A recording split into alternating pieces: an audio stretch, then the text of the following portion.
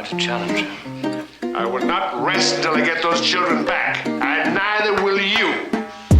I'm a vengeful man, Duranian, and I don't make idle threats. What's going on, everybody? Welcome back. It's another episode of the Buena Vista Boys, and this one is the creepy season one, Escape to Witch Mountain. And we decided we want to try to do a specific Halloween one, and and we did. And this is what we came up with because Disney doesn't necessarily have, I would say, a ton of like spooky vibe movies in this Buena Vista world that we live in, right? Not animated aside, and right? The live action, we can't pull stuff out Mr. Boogedy. Roll, yeah. So here we are. We're Escape to Witch Mountain, which, of course, I'm going to say it before I say it again, I've never seen. That's not going to surprise anybody. And I know that they remade it with the Rock, I believe. Yeah. And I want to say both iterations of this movie sort of fell flat on its ass at the box office. I don't think either were too popular, but I don't know. This one actually was pretty popular at the time. Oh, really? Yeah. Oh, okay, cool. Return to Witch Mountain, I don't think so. Because that's what the remake was called, Return to Witch Mountain. Or no, sorry. I thought that was that's the sequel. I apologize. That was yeah. The remake, Race to Witch Mountain, is what it was called. Oh, they're racing to Witch Mountain. And you know what? That kind of originally I was going to say that makes more sense, right? But in actuality, it's a lateral move on the sense meter as far as the naming scheme for this movie goes. Because I always want to say escape from Witch Mountain because you never really escape to anything. Exactly. I mean, you can, but in common parlance, it's always escape from. You're escaping from a thing. You don't escape to a place. Yeah. No, I agree. It's like you wouldn't say, 5 inmates escaped to their house from jail. Yeah. Like it's not a thing, right? So I always want to say it, and then Race to Witch Mountain, I don't know, it kind of betrays it sounds just like a car race. It sounds like the Gumball 5000. Well, and it bothers me too because it's like in this movie the bad guy is just chasing the kids. The kids know what's at Witch Mountain, not the bad guy. Right. And in Race to Witch Mountain, it's like everyone knows there's a MacGuffin, is what it makes it sound like. And everyone's trying to get to Witch Mountain as fast as possible, like wacky races. They're knocking each other off the road. They're throwing turtle shells. Hell yeah, dude. I love that. Man, speaking of parental wins, and I know we weren't, but that's, what I like to do. I got my child, my 7-year-old, to watch Ghostbusters. Nice. Over the weekend. Very good. I was actually Ghostbusters. We did a couple days ago. Ghostbusters 2 specifically. Nice, great movie. Obviously not as great as the first one, but it's still really good. They tried to give Spengler a little bit more of a personality, which I didn't really like. But otherwise, solid flick. I come downstairs today. I was upstairs. I took a nap or whatever, and I came downstairs. My kid's watching Ghostbusters. She's not watching K-pop Demon Hunters like she usually does. She's watching the Ghostbusters movie. And I'm like, what are we doing? This is what a great feeling. Awesome. If you ever doubt the fact that you've, you made it as a parent, these moments kind of like, make you feel good. Yeah. I had a similar win. I got my kids to sit all the way through Goonies, which was a personal win. And then later they were making out in the world connections to Goonies. They were like, hey, that's like Sloth. Looking at a picture of me. Hey, that's something Chunk would do. That's a funny. truffle shuffle. That was really cool. Goonies is next on the list for us. Now that is a fun one to watch with kids because there is enough action to sort of keep things going. Right. All right. Well, Matt, let's put on our hiking boots and climb up the long trudge to Witch Mountain. Get into that mini Winnie and drive up the mountain. All right, let's do it. Here's Escape to Witch Mountain, folks. Hey, what are you doing here in my... Yesterday, when I was loading supplies, they were looking for 2 kids. A boy and a girl, you 2. Well, let's get one thing straight right here now. I ain't no bus line. And I ain't like partially hitchhikers, and I don't like kids. And what's more, I'm a mean, impatient, selfish man. So come out of here and get on your way. Out, out, out. All right, off the top here, I want to say that this movie opens at a blistering pace. And I wrote this when, before I even watch the movie. I write it as I go. Sure. The pace doesn't stop. It is a blistering, a lot happens in this movie. There's so much plot packed into the first act that it was really hard to keep up with. And I tried my best to distill everything down into just what you need to know to enjoy the movie, or at least feel like you've seen it. So hopefully it's not too confusing, but we have a lot of clips to play. We have a lot of stuff to talk about. So, settle down, I guess. I don't know. Settle in. Sure. Yes, you can do that too.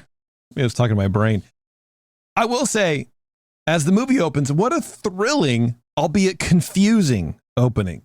The music sets the pace right away for the film called Escape to Witch Mountain, with you have the silhouettes of two young kids running across the screen while being chased by animated outlines of ferocious dogs. Yeah. And if that wasn't confusing enough here, I have some of that.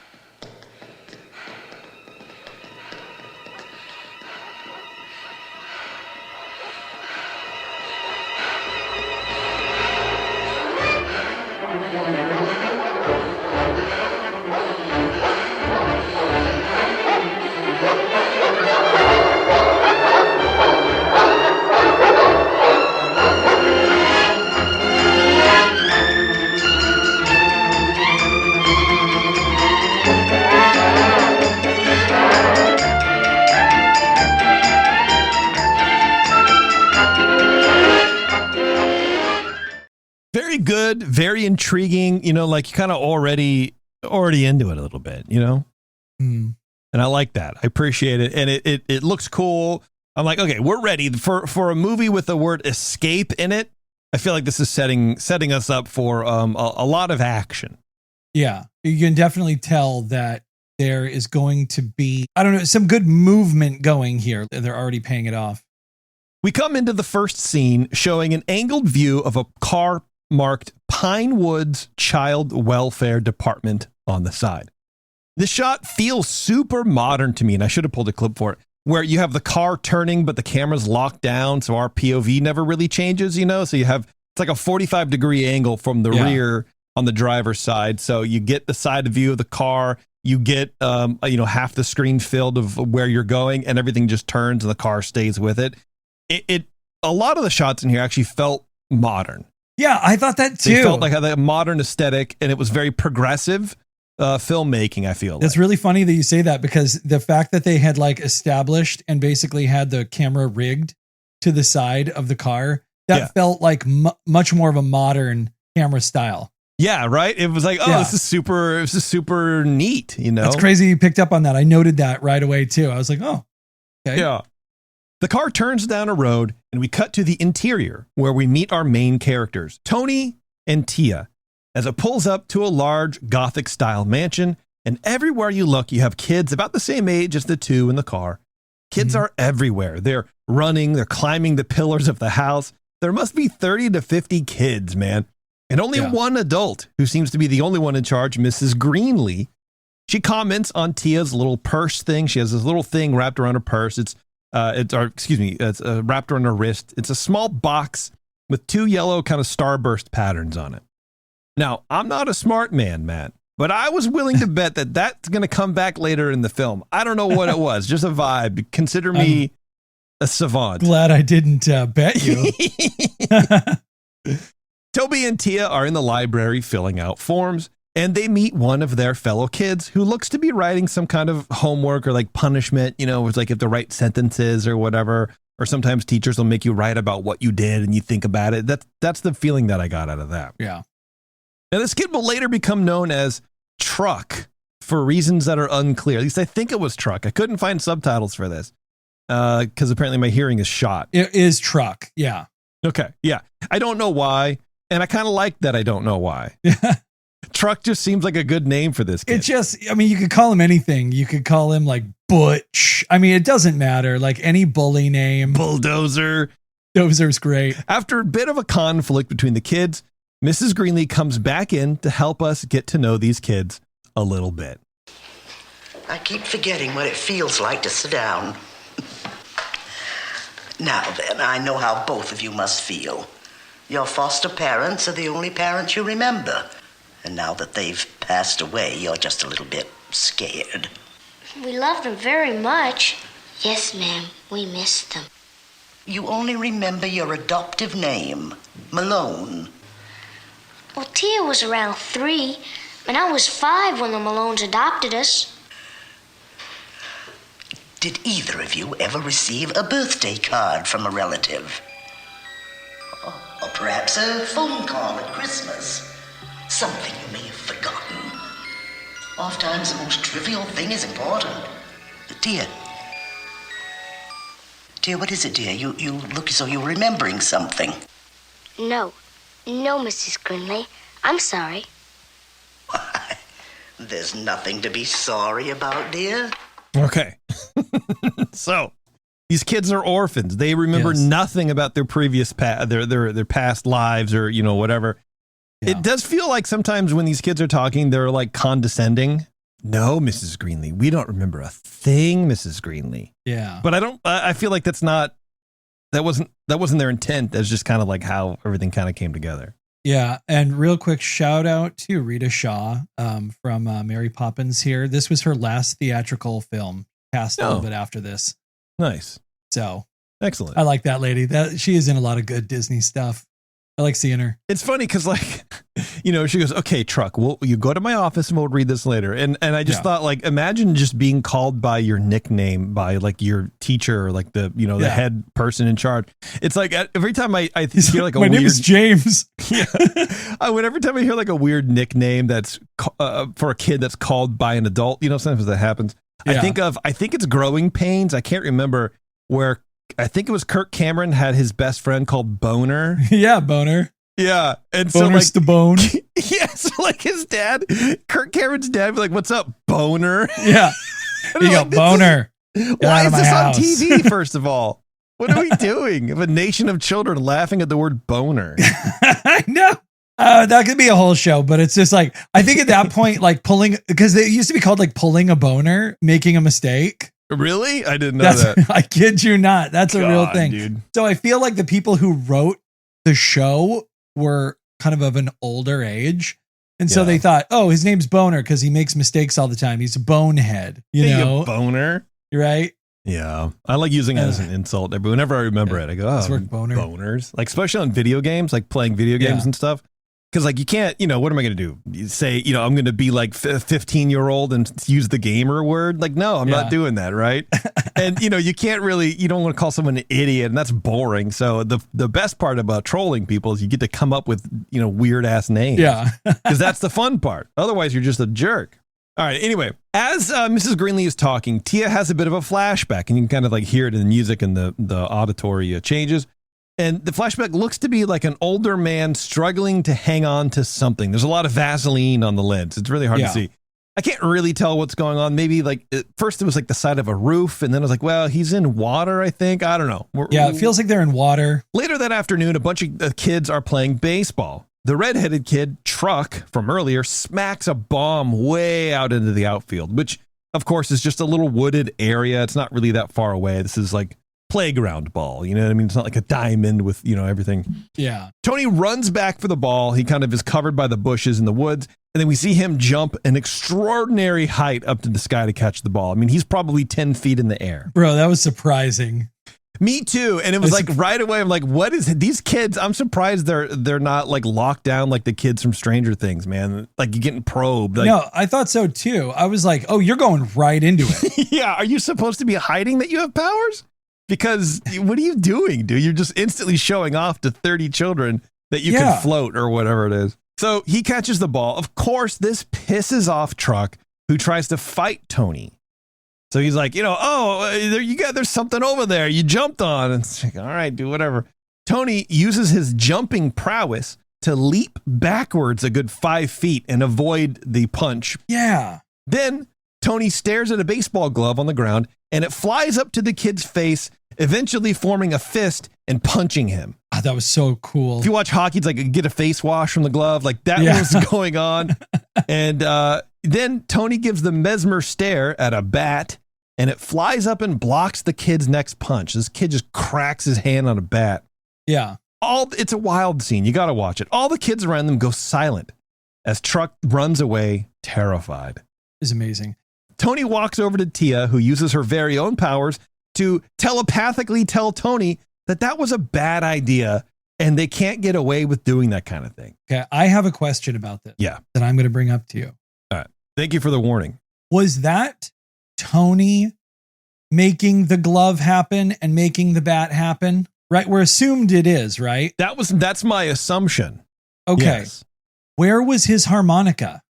Right. So I think thinking about it now, getting really deep into the weeds here, I feel like it was Tia because we do see a shot of her concentrating on stuff. But this is the messy part of this movie. Yeah. Is that there's so much happening in such a small area that sometimes it's hard to distinguish who's doing what or why it's happening.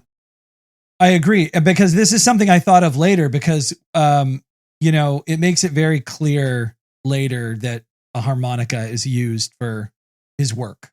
Yeah. And which we'll talk about. His wet work. So, but then she gets mad at him and she's like, you shouldn't have done that.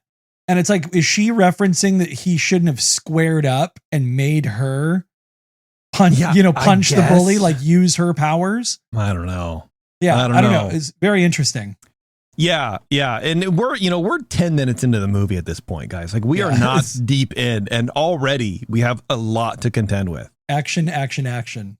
So night falls and Tia and Tony are in their beds talking together with their minds, sort of. Tony, you promised me and I promised you. We wouldn't, do the kind of stuff you do with Truck. You remember how it used to be when we thought it was all funny, like a game, and all the other kids thought we were some kind of freaks or witches. I know, Tia. We lost all of our friends until we quit doing all the spooky stuff. You should have let Chuck beat up on you. You kidding? He's got 5 inches and 50 pounds on me. And you should have made it look like he was only. I suppose. Tony, do you hear the dogs? No. How far? Oh, about 20 miles. Big dogs. 6 or 7. 6, 7. 6, 7. I can hear them now. That's awful far. Even for us. Why are we hearing them, Tony? I think it means that we're going to see him someday. Okay. So, based on this conversation, which happens immediately after the playground incident, this was Tony's doing. Picking up the bat, picking up the glove. But you're right. From now on, he needs a special device, a harmonica, to do these things. So who knows what's going on? Yeah, it's just a weird thing where they just kind of took liberties. They said, we'll figure it out. Exactly. Yeah, this was getting the writing treatment right away. So there's a couple things here in this clip. Number one, why is Tony talking out loud, but Tia is using her mind? Number two, are they in the same room together? How is Tia hearing Tony speak out loud, but they're not in the same room, right? Like, are they sharing rooms with everybody? Like, are you waking up and hearing Tony going, I don't know, Tia, you're right. We shouldn't have done all the spooky stuff. It's like, shut up. I'm trying to sleep. That to me is the weirder thing. Right.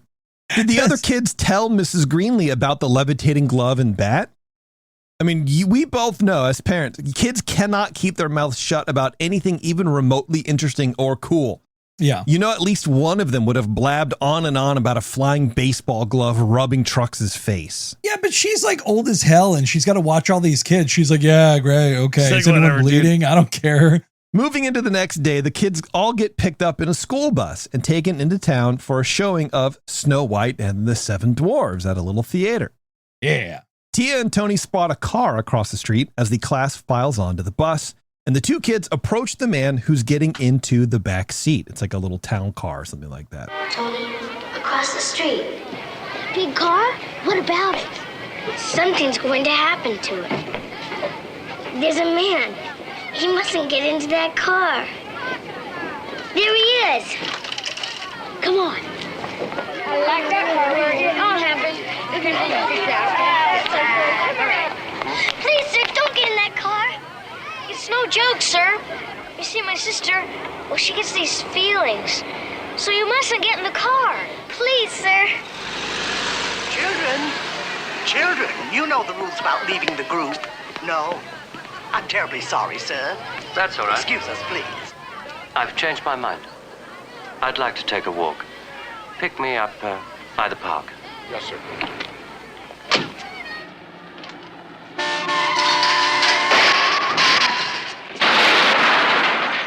So basically what happened there is the kids, first Tia uses her mind to tell Tony something, and then they both are conversing normally. So that's, whatever that is. They run across the street. They tell someone called Mr. Duranian, which we'll find out later, who's played by the formidable Donald Pleasance, not to get in the car because my sister, she feels things. So just don't do it, okay? And he's like, yeah, that freaked me out a little bit. I'm not going to lie. I had a black cat cross my path the other day, too, and I dropped my wallet. So I'm going to listen to these freaks. And then next thing you know, that loud honking was a tow truck peeling off and slamming into what would be the rear side door of where Mr. Duranian would have been sitting. Yeah, got it good, too. Man, really plowed into it. Yeah. Whew. So he escaped. In the next scene, the same man, Mr. Duranian, enters an ornately decorated room where several men are talking about astrological signs and weird stuff like that. Addressing the head of the party, Mr. Bolt, Duranian says that he's found what Mr. Bolt has been looking for, and that's all the clarification we're going to get on that. Later, Toby plays the harmonica in his room while using his psychic abilities to draw on the mirror with a crayon. Now, this is kind of a really neat practical effect where it looks more like a marker in a crayon wrapping, but maybe there's like a magnet inside to like help it click to the mirror. I don't know what's going on, but it's really effective. It's very, very cool. I don't know how they did it. Cool. Yeah. So Tia pops into the room and the pair lament the fact that her little blue star box is kind of busted. And as they examine it, Toby slides the top away to reveal a topographical map. Tia gets that faraway look in her eyes as she has the same flashback from earlier, and we're reminded that she can't remember things. Tia then looks at the drawing on the mirror and asks Tony what it represents, to which he replies, "It's where the dogs are barking from." And we've seen this building before. It's the home of Mr. Bolt from the previous scene. And to drive that point home even further, the camera pushes up into the drawing and crossfades into the home of Mr. Bolt, lining the two images up in an unmistakable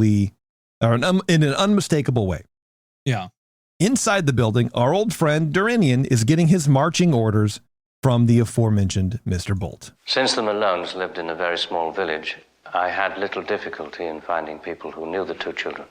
These insights, these sixth sense incidents, the postman, the school teacher, the woman who lost her parakeet. How do I know these are not the result of your desperation, figments of your very fine imagination? I have sworn affidavits. But people lie very easily. The very young can deceive the very wise. I'm not lying. If I'm in any way disappointed in this Tony and Tia, you are through here, Duranian. Yes. I understand. Then bring them here. You say they have no family. Well, now they do. You are their family, Duranian. You are their uncle. Do you understand? Perfectly. Alter records, forge documents, provide proper papers. Whatever it takes, I will back you with every means at my disposal. Just bring me the children. So, Mr. Bolt is kind of an evil guy, I suppose, for right now. And he wants the kids. And so he's very rich, very powerful, and he can do things like forge documents and make Mr. Duranian the uncle to these children. Yeah, I think that what we need to establish here is that Bolt is looking to increase his already huge fortune using chicanery, fortune telling, star reading. Like that's what all those guys were at his house for. And so he clearly believes it to some degree, or is willing to spend money on the paranormal to try to divine future riches. Hell yeah, dude. And it's not working. Clearly, like that was he's pissed off, is it's not working at all. Or it is. I mean, have you seen that room he's in? Good gravy. Yeah. It's working pretty good. I mean, you know, Something's working. Look, man, batting 300, you're still getting the Hall of Fame, right? Like it's, you know what I mean? You're still crushing it. So speaking of documents, Duranian is now at the orphanage picking up the two kids. And despite Tia's doubts, they both go along with him, making sure to collect a little stray cat they befriended earlier that I never told you about because it was too much detail at the time, but now it seems like it will be relevant later on. They call him Winky. Yes. So as they pull up to the driveway of Mr. Bolt's house, the kids see dogs off in the distance. They're barking, they're in big cages, and they both realize those are the dogs that they've been hearing this whole time. And as they approach the house, they both notice that it's the same one that Tony drew. So in case we didn't know, that's what Tony was foreseeing. He was seeing the future. Yeah. As were we when the movie opened. That's true. As were we. Mr. Bolt comes outside to meet them with 2 double-scooped ice cream cones, no less, and takes them inside to show off their new rooms. Now, Matt, I don't know if we've talked about this before, but have you ever seen The Toy with Richard Pryor? Oh, yeah, many times. I love that movie. That's all this scene reminds me of, like especially when Richard Pryor first arrives at the house, like he opens the double doors and just like arcade games and giant stuffed animal, all this crap, right? You knew you were in a rich kid's house in a movie when he had a stuffed animal, like a teddy bear, literally the size of an adult. That's right. Like in the 70s, you have floor to ceiling carpets or whatever. Now or wall to wall carpeting. Now you have floor to ceiling stuffed animal. That's how you know that you're there. So I mean, this playroom has got to be at least 1,000 square feet. Yeah. It's massive, right? Toys all over the place in each kind of section. It's sort of like a circle, and there's like, things jutting off of the circle. Each section is neatly painted and supplied with whatever items fit the decor. So there's like a little section that's been turned into their very old soda jerk station, malt shop, right? With they have like candy machines out front where you put a little quarter in, but you can go up to the counter and there's like a couple soda fountains, and I love it. It's so cool. There's a place just for the cat. Yeah. It's like a little bit like a big giant cat tree and a little fence, and it's really cute. There's people who have paid $800,000 for a house in Burbank that don't have this much space. Absolutely, dude. There's lots of stuffed animals and all that. TV, hi-fi stereo with wall-mounted speakers, foosball table. Each have their own bedroom, and they're kind of like themed. So, of course, Tia's bedroom is all pink and frilly, and Tony's bedroom is sort of just weird and tan. Yeah. Like, kind of like burgundy. Is burnt orange and tan. We don't know what you like. Yeah. Night falls. A storm is upon us, and the children are inside. Tony whips out his harmonica, and Tia has some questions before he starts playing any tunes.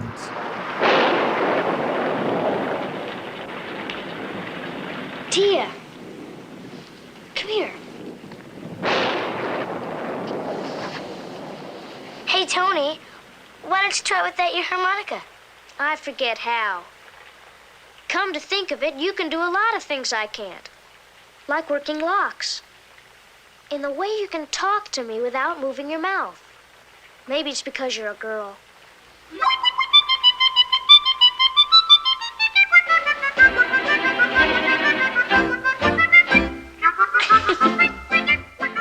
All right, I'm going to leave that there. So what's happening? Yeah. They have a little puppet stage for like marionettes and stuff. And there's a marionette kind of slumped over in the corner. So Tony starts playing this atrociously annoying song. And it goes on and on for like 5 minutes, I swear to God. Yeah. And all these marionettes join in and they dance with the thing. But before that, it kind of like what we were talking about, what Tony just said kind of betrays what's happened in the movie so far, where he's like, I kind of forget how to do it without my harmonica. Yeah. Never mind that I beat Trux's butt or at least embarrassed them without my harmonica. It's fine. I don't know. It almost feels like a rewrite in a weird way, where it's like they'd filmed the one piece and they're like, well, we got to put in a thing to now explain the harmonica, right? And it's like, I forget, every so often I just forget how. I don't know. Yeah. So now it's established that the only way Tony can use his psychic powers is playing the harmonica. Yes. In a weird way, because I don't know much about the harmonica. I tried to play once. I was like really into blues harmonica in my 20s because I was that guy. This doesn't sound like any sound a harmonica makes. It almost sounds like a squeeze box put through some sort of synthesizer or something like that. It doesn't really sound harmonica to me. And I'm gonna let everyone know this is a harmonica, but there's a funny little bit, and let's talk about it now because it's like perfect. Okay. So because Ike, the actor, he thought he was gonna have to play a harmonica in the movie, so he went out and bought a harmonica and he taught himself to play it. Damn. And he taught himself to play it pretty well, apparently. And then when he was on set, he was told that he didn't have to know how to play the harmonica at all because everything was going to be dubbed over by professional harmonica player Tommy Morgan. God, so that's funny. First of all, second of all, that's a harmonica, man. Okay, all right. Well, look, like I said, I don't know anything about anything. Shout out to Tommy Morgan. That's who you're hearing there. That's right. So we pull back from this scene and find that Bolt and Dorinian are watching the kids on hidden cameras. So they're both crammed in this little tiny room with all these old-fashioned tube TVs all over the wall, just kind of like classic security room kind of place. Yeah. And they're collecting evidence. They talk about this, right? They say basically they're collecting evidence to show to the kids in order to get them to cooperate with Mr. Bolt. That's kind of all we know about that. To kind of just like to get them on the same page. Like they're going to blackmail them? Yeah, I guess with like, oh, we know that you can make things move with your mind. So therefore you have to do what we say or question mark.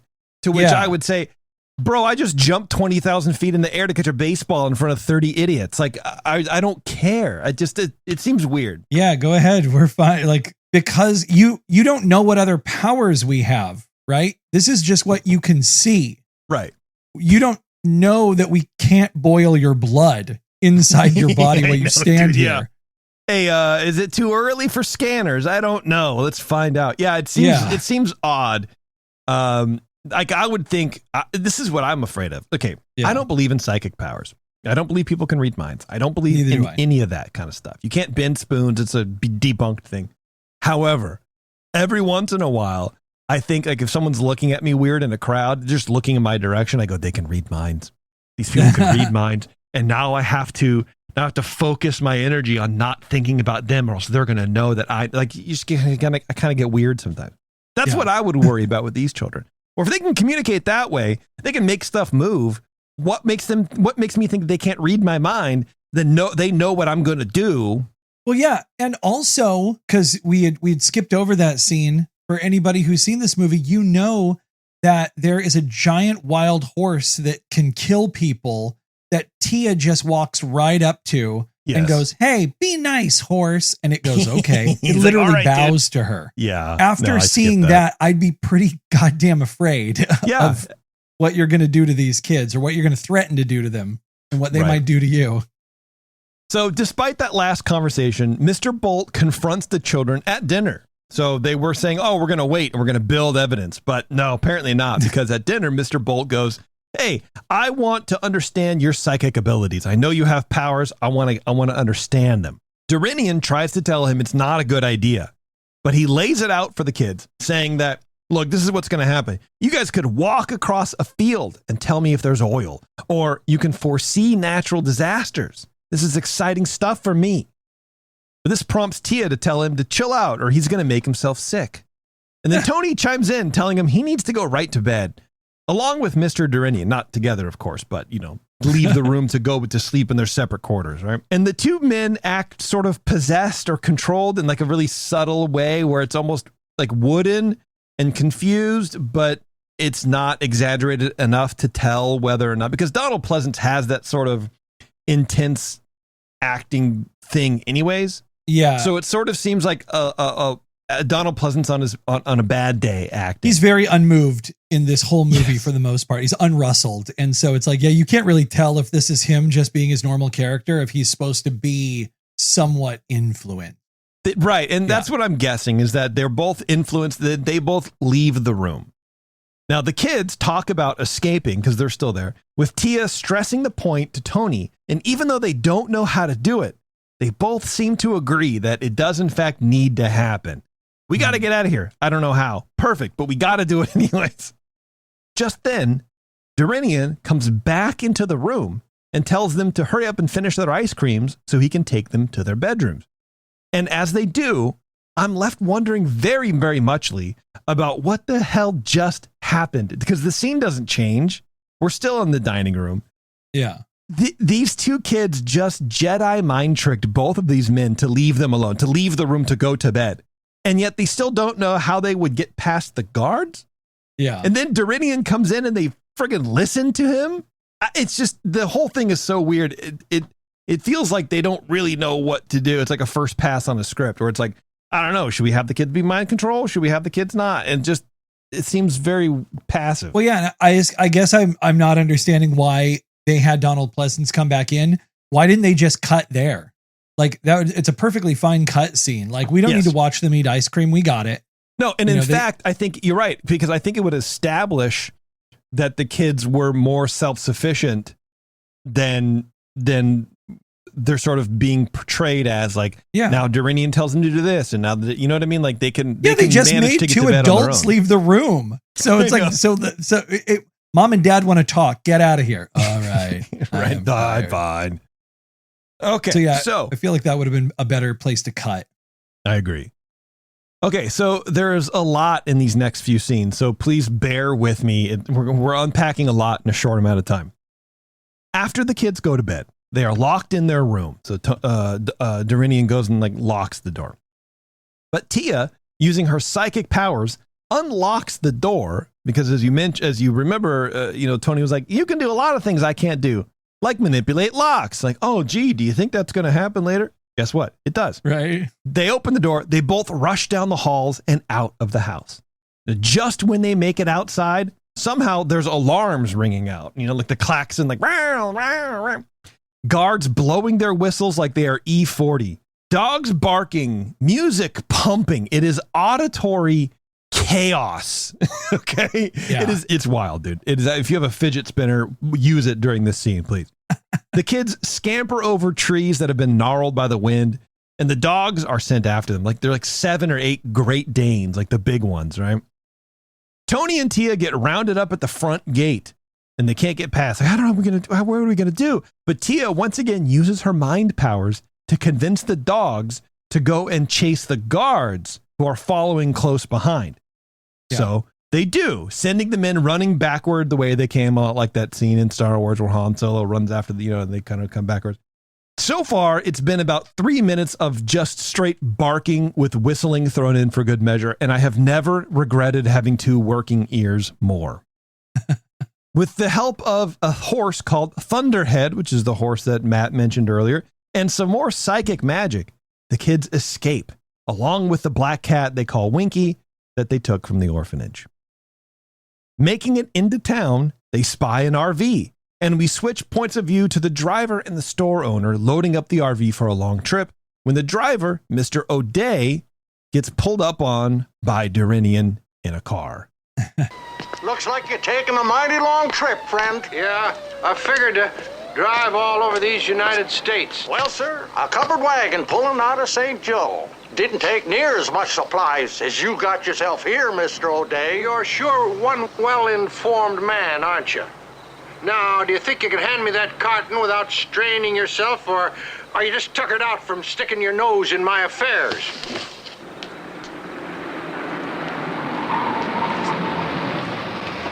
We're looking for 2 children, a boy and a girl, runaways.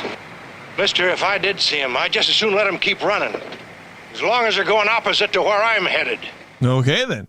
The funny thing about this is, he's loading up an RV. Like you said, it was like a mini Winnebago. And he gets in the car, or he gets in the side, right, compartment, whatever, for lack of a better word. And then, with a box, and he reaches out, gets the other box, exits, shuts the door, walks around. The thing about an RV is that you can just walk right through to the driver's seat. You don't need to get out and walk all the way around. But otherwise, how are you going to talk to Donald Pleasance? And when he's asking for 2 children, you go, I'm all out. Sorry, you don't have any more. Yep. And got any. Like I said, a lot of stuff happening right now. And we're about halfway through the movie. It's just, there's a lot. So based on that clip, I bet you can guess where the kids are hiding. That's right, the RV.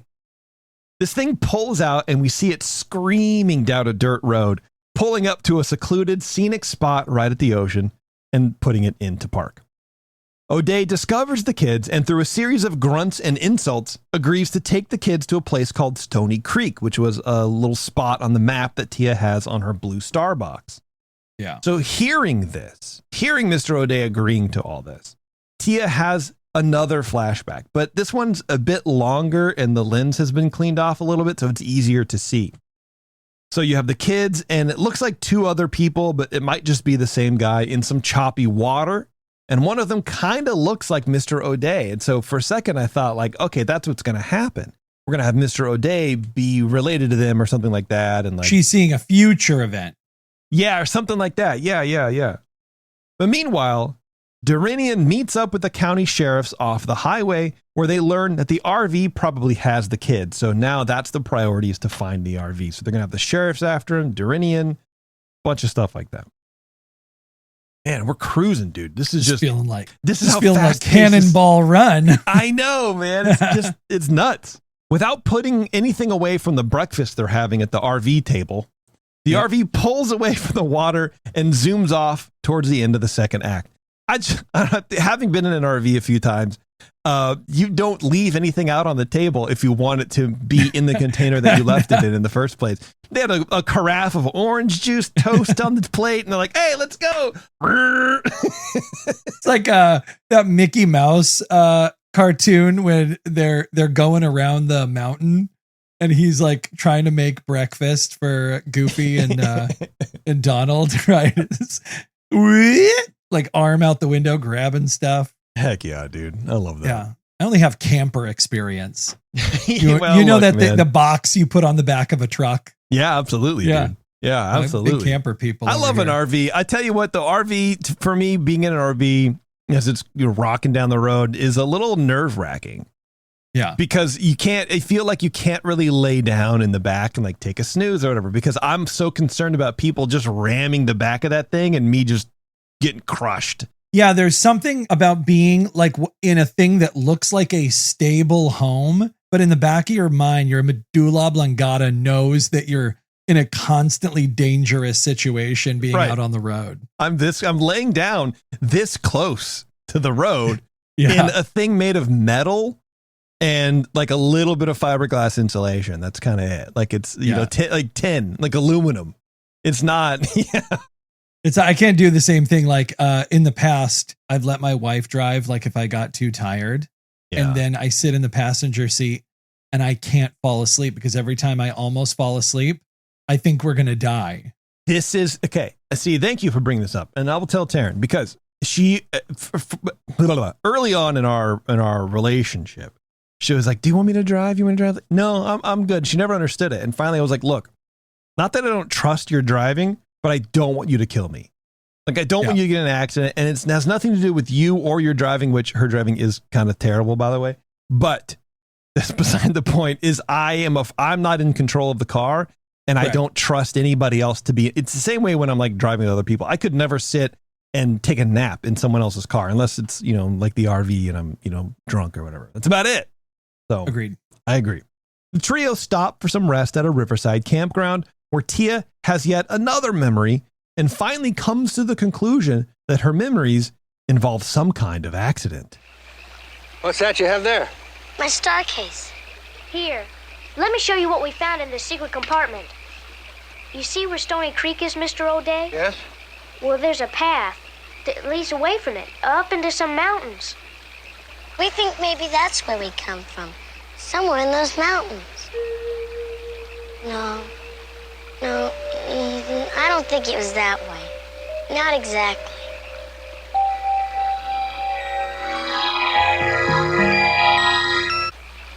There was an accident. Well, go on.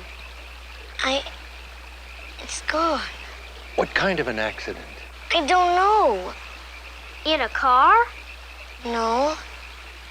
On the ocean. And someone helped me save my star case. Well, who? Well, whoever put the map in the star case hid it so well, it took you all these years to find it. That's right, Mr. O'Day. Why would anybody do that? Maybe waiting for you to get old enough to do something about it. Like now. I wonder how I'd handle you kids if you were mine. Well, maybe that's why I never married, huh? So, again, small scene, lot to unpack. So the flashback. Okay, first of all, how does Tia know that you don't go from the mountain down to Stony Creek? How do you know it's Stony Creek up to the mountain? Great no question. Arrow. Thank you. There's maybe no arrows. maybe they started. They don't realize they started where they needed to end. Right. They have no clue, man. It's Escape to Stony Creek, maybe in real life. Yeah. So what happens with these, with the flashback is basically it shows kids getting pulled out of the water, right? That's kind of the add-on to the flashback scene. But what bugs me about flashback memory scenes in movies is they're always third person. And it takes me out of it because, like, if this girl is remembering what happened to her, you would think that it would be first person. Yeah, but she doesn't have a floating camera. I know. It's like my mind, I have an eye on a stalk that kind of floats out.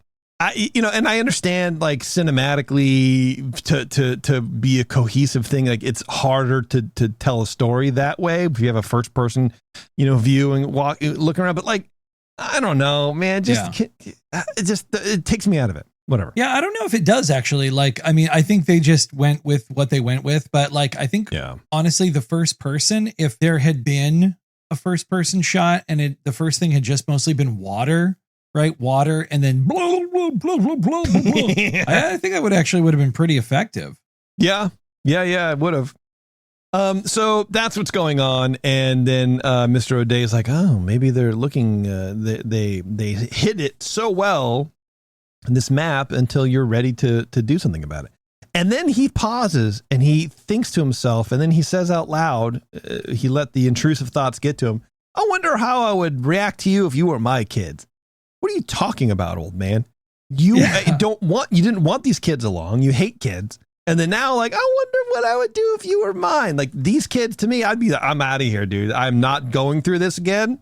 I'm not trying to be anybody's kid. Go away. Bro, it's like, but he just went from 0 to adoption in like a scene. He went from 0 to kidnapping. Yes, what it'd be like to have you kids come home with a bad grade and how I would be angry, but then be fatherly. But then also, after a couple of hours, make you your favorite meal for dinner to show you that I cared. Where are you going? Where are you guys going? Come back. I need you. I'd scold you, but then show you love. I wonder what it would be like to shave your heads and make a wig out of your hair. Again, much happens in these next few scenes, but basically Mr. O'Day, who I guess is now Jason, they call him Jason, it's his first name, which is a fantastic name, to be honest. I've never actually heard a character name be better than that. So I'm just going to, I'm going to say that out loud. I knew you'd just bask in this. Oh my God, of course. Look, growing up, I knew one other Jason, and Jason was never a name that you heard on TV or in comic books or in movie. You never heard it in media at all. So anytime I hear Jason, I go, hey, there we go, baby. Right. So Jason tells the kids he's going to try and lose the cops that are chasing them by driving into the town up ahead, where he'll have the kids get out and hide. And once the cops start following him in the RV, the kids are then to make their way to his brother called Hiram O'Day, and he'll help them. So these, 8 and a 10-year-old, I don't even know how old they are. They're going to get out in an unknown town, find some guy called Hiram and say, "Hey, we're friends of Jason. You need to help us." This is what this man says. Did he pin an address to their shirt or something? Like I didn't understand this. Yeah, plan. he's down. Hiram's down on the old mill road. Just keep following the old mill road. If you hit the covered bridge, you gone too far. Yep. I sure hope he put O'Day on his mailbox, or this is going to be pretty stupid. Well, it turns out as their plan is being executed, the sheriff sees the kids pop out, and he grabs them up, taking them to the sheriff's station. He locks them into a cell where Tia has not one, but 2 more flashbacks. Tony, I've been thinking about why we both said our name is Castaway. I think it might have something to do with us speaking another language. When the Malones took us in. Another language? That's why we didn't talk for so long. You mean we had to learn English? We spoke a funny kind of language. Uncle Benet spoke it to us. Who's Uncle Benet?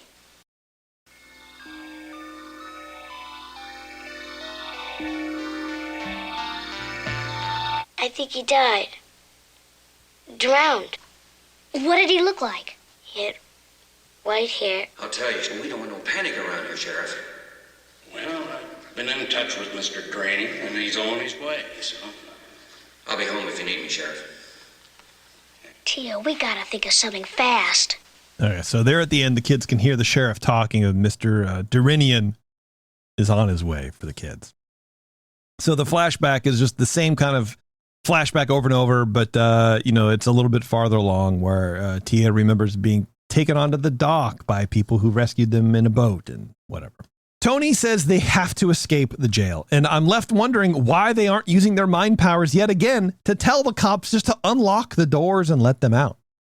I generally dislike movies with a psychic gag, as a plot device, because they never seem to use the powers when they need to. You know what I mean? Yeah. It generally feels like psychic powers in movies could just be used all the time if you have them, but in cases like these, they're used sparingly, and that really bothers me. And not only that, they're inconsistent. Like you really don't understand exactly what these kids can do. You sort of are putting it together piecemeal, and it feels like, like sometimes they can do stuff and sometimes they can't, or they make really dumb decisions. Like if you have the ability to manipulate something, manipulate a person, right, to do a thing. Don't manipulate clothes or have something fall off a shelf so they look down. Right. Just go wiki woo woo woo woo and have them like physically like come over, let you out of the cell. Yeah, you could send 2 grown men away to bed. Yeah, but you can't get one sheriff to unlock a door. Anyway, Tony and Tia climb up on the bed in the jail cell and look out the window and find the most random thing. I was not expecting this. I almost fell off the couch watching this scene. They find the most obvious thing in the world to help them escape, Matthew. A big black bear locked in a cage sitting in the parking lot. Like, I try not to swear on this show, but seriously, what the fuck is this, man? Like, what is happening in this movie where it's just like, and it's in a gas station parking lot. So like the gas station butts up to the back of the jail cell, and it's just, there's a black bear in a, like a circus train car, like cage. That's it. No, nothing around it. There's nothing else around it that would denote why the bear is there. There's no other cars. There's no other circus things. There's no banner. There's nothing. It's just a fucking black bear in a parking lot. Yeah. And it was just like this idea they had. Made me mad. It is weird too, because it's in like a circus cage. Yes. Right. That like it got left behind. Like they're in Toledo, Ohio going, all right, we got monkeys. Okay. We got elephant. All right. Bear, where's a bear? Like they just left it. It's so weird, dude. But of course, so you see this and you go like, okay, well, so clearly what's going to happen is Tia is going to magic the lock open, and the bear's going to get out and distract the sheriff. Sure. So they can escape. That's what I thought was going to happen. But I assume. Let me tell you, that is not what happened. Tia magics Tony's harmonica over to him. She then unlocks the door with her mind, and Tony begins to assemble the lamest getaway distraction so far in the history of cinema.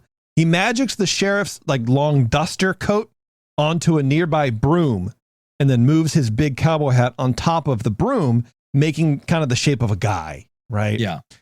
He then launches the coat at the sheriff, spinning it so the sleeves smack him in the face. Like a car wash. Yeah.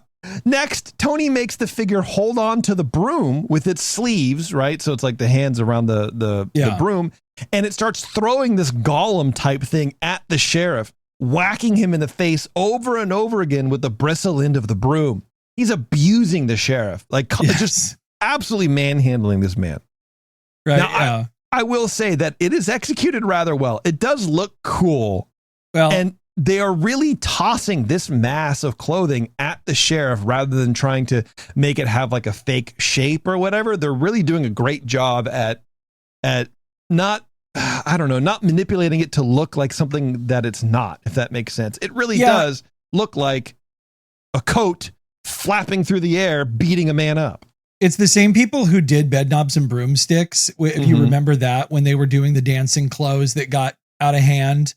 And so, these guys did a good job of basically, not trying to put a man and green screen him out of the clothes. It's like the clothes are not alive. They're not a person. Right. They are a child's imaginative construction. And so, I like the fact that they aren't trying to move like a human, because they aren't. Yeah. It's just crap being slapped over and over again, being held together with psychic power. And they really did. They were like throwing it at this guy, at the actor, which I thought was really good. And it kind of beats him into a corner. It's pretty cool. But honestly, that aside, the practicality of the effect aside, the whole thing is kind of weird and sort of lame. Yeah, because why didn't he just do that to the cop's clothes that he was in? He'd just take his clothes off, man.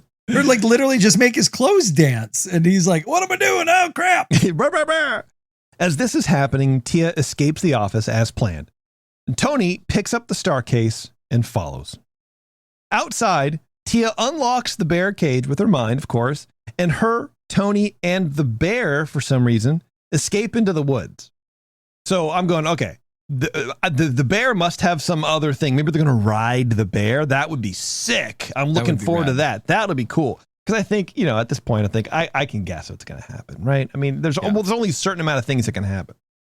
But back at the sheriff's office, the sheriff is outside winding up the townsfolk, one of which looks oddly like Phil Collins for a hot second. I know what I saw. And I say that there's only one explanation, that those two kids are witches, and they're from Witch Mountain. I want every available townsman to arm themselves, and we'll divvy up into hunting groups. Hey, Sheriff, what you gonna do, chase them all the way to Witch Mountain or what? But we'll stop them before they get there. Now, you listen close, and I'll give you the areas to cover. This guy looks like his hair is literally a coonskin cap. Yeah. Now, even in that scene, so you have the sheriff on front of the steps, and it's kind of like a 3/4 up view, like looking up at him, where you have the sheriff's face, and then you have the it says the sheriff in the building and the roof behind him. It's such an angle. I don't want to say that's necessarily this kind of like fresh modern thing that we were seeing in the beginning. But it is very 70s, I feel like, but it's also very effective in sort of like changing the pace or changing the reaction of everybody with these kids. Like before, everything was kind of cut and dry, straightforward, but now you have a different pose, you have a different thing to wonder about in the movie, and so it's almost like a reset point. The angle also is really smart because it's simple and effective, and it by looking up at him, there becomes this fervor that he naturally has, like he's a preacher, or like you can see him having like a pitchfork and a torch, and there adds energy to that shot that a flat shot wouldn't have. Yeah, it's a franticness about it. Because it's almost like what Dutch angles do. Yeah, and his energy is so good, like you almost need to contain it in a different container. Agreed. Yeah, because, well, it's because you have like him and he's like, he is frantic and it does seem like he's really hyped. And then you look out and you got these like this flat shot of just these dull townsfolk. What are we doing? We're going where? Which where? They're all wearing overcoats and each one is a distinct shade of tan. Yep. That's just what it is, man. Totally. Anyway, back in the woods, Tia turns to the bear and says, "Hey, bear, go wait in that nearby cave. You'll be safe there." And as it does, the two peel off and run back the way they came for some reason. So the bear has just basically not done a single stupid thing at all. The bear is there for literally no reason. Then, there's no use. Two of the hunters approach the cave. The lead hunter looks a lot like Bruce Springsteen, and I'm not sure if this movie hasn't warped my perception of reality. The bear ends up scaring them away, and that's all that happens with the bear. You could have cut the bear entirely out, and you would never have known. It would not have been missing anything. But it's almost like we have a contract for this animal trainer. We need one more film to fulfill the contract. Let's just throw a bear in here for some reason. Yeah, it's funny because the people who ran the animals in this are old BVB alumni, and it almost felt like that. It almost feels like they hired for the horse, and the team they used said, "Hey, I don't know if you need this, but we'll give you a discount on the bear." We got a 2-for-1 on the bear, dude. Yeah. I will say, like, Tony and Tia are right by the bear. The bear is a real bear. Yep. And she like pets the bear. And the bear is like totally chill. I'm like, wow, this is I wouldn't do that now. Tia and Tony somehow make it over to Hiram's place, where Jason is somehow there waiting also. So we don't even need to worry about who's there. Jason's out front. That's the place. He says Hiram isn't home. Great plan. Yeah, but they'll hang out anyways. They'll wait and have dinner or whatever. So we cut to Duranian, who finds out about the Hiram connection somehow, and he and the driver speed away towards confrontation. Just then, Duranian's car pulls up to the house. Tia calls out to the bear with her mind and asks it for help. And as they all pile back into the camper and beat feet, Duranian returns to his car to find the bear sitting in his seat, which was a pretty funny reveal, honestly. They kind of like the camera tracks Donald Pleasance walking around the back of the car and like kind of backs up as he walks to the passenger door to open it. And then it just kind of, just a quick shift, like a 10-degree shift, and then there's the bear. It was really, really clever. And it's cute too, because like a very cartoonish thing, like, cause you know, how fast would that bear actually be able to scramble into that car? Dude. And so it's just kind of cool. Like it kind of bent reality. It's like, oh yeah, big ass bear already inside, but still doesn't do anything. Like it's just the bear is just there to delay them from chasing them even more. But like we could have just taken the bear and then this Hiram bull crap out, and then it would have been even tighter. It doesn't make sense. Anyway, we're back in the RV for what feels like the millionth time, with both Tia and Tony suddenly remembering even more about their past. That it wasn't just their uncle, Beignet, who died. A lot of other people died in that accident too. And there were other ships too, full of other people from their country. But they drill down more and more and come to a whole different realization. I remember more. It wasn't just Uncle Benet who died in the ocean when our ship went down. A lot of other people died too. And those people, the people that live here in these mountains, well, all of us came from the same country, but on different ships. Well, then you mean yours sank, and the others made it to port, huh? But Tony, it wasn't a country. It was a place. Yeah, a place that isn't there anymore. Castaways? That's why my people call themselves that. And this was the emblem for where we used to live. 2 stars? I don't know no place named that. It wasn't called that. No, 2 stars. Because our world had 2 suns. Double stars. Another planet. A whole other solar system. Well, then, it wasn't a boat. It was a spaceship. Our planet was dying. The only industry left was the manufacturing of spaceships. Like ours. And we had to find another planet to live on. Then the other ships in your cluster landed here in these mountains, and yours didn't make it, huh?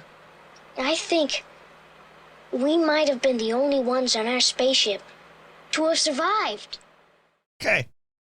So they're aliens. They went from being too young to remember anything about their adoptive parents to suddenly realizing that the only viable way of manufacturing on their planet was starships. they had a breakdown economically of their whole entire civilizational economy. They're like 12 years old, but they knew what ran the planet. We had to like leave. I couldn't at 12. I couldn't even tell you what Oregon's #1 export is. So what's cool about this is Jason just kind of goes with the flow. He's not shocked that he's sitting next to and been traveling with 2 aliens. He doesn't care. Well, does he also believe it necessarily? Like, besides their powers, which how much of it has he really seen? He saw the harmonica with the motorcycle. That's it. What else has he seen so far, really? You know what? I don't know. I don't think anything. He dropped them off, and then they went into the jail cell. Yeah, he doesn't know about any of that. Yeah. So you mean maybe he's just like placating them like you and I would, speaking of being parents, from the beginning of the show, we'd be like, oh, yeah. And, so for example, my kid comes home a couple weeks ago and goes, guess what Macy told me? What?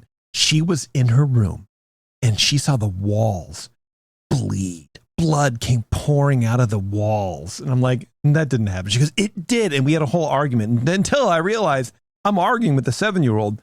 And I'm just going to say, that's crazy, dude. And then that's it. And then the whole thing was like over. She goes, yeah, that's wild. So maybe that's what he's doing, where he's just like, oh, yeah, crazy. Yeah, I did the same thing. My daughter goes, I'm like in her room and she's like, I swear I saw somebody with like long hair and like a red shirt, like walk into the bathroom just now.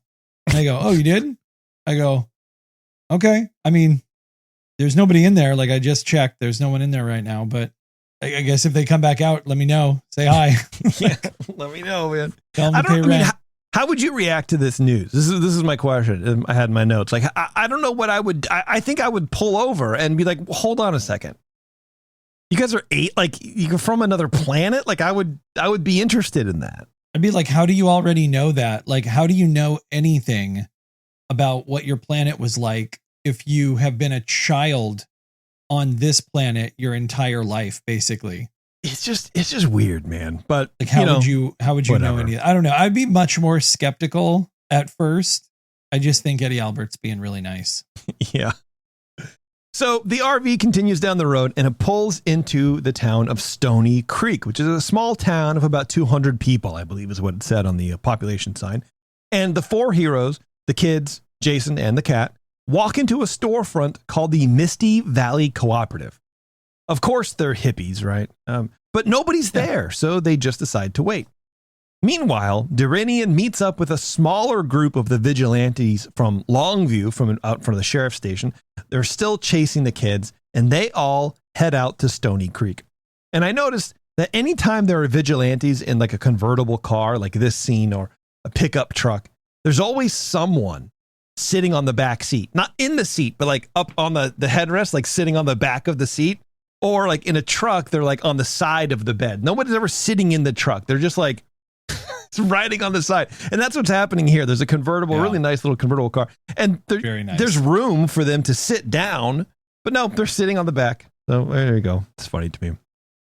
Back at the Misty Valley Co-op, Tony suddenly has a feeling that there's something he needs to do with the phone book. It's kids may not know what the phone book is anymore, but it's a book with phone numbers. So he grabs one, flips through it, and then dials a number. I sure had time enough for a lunch break. There's something to do with the phone book. Let me have another look at that map.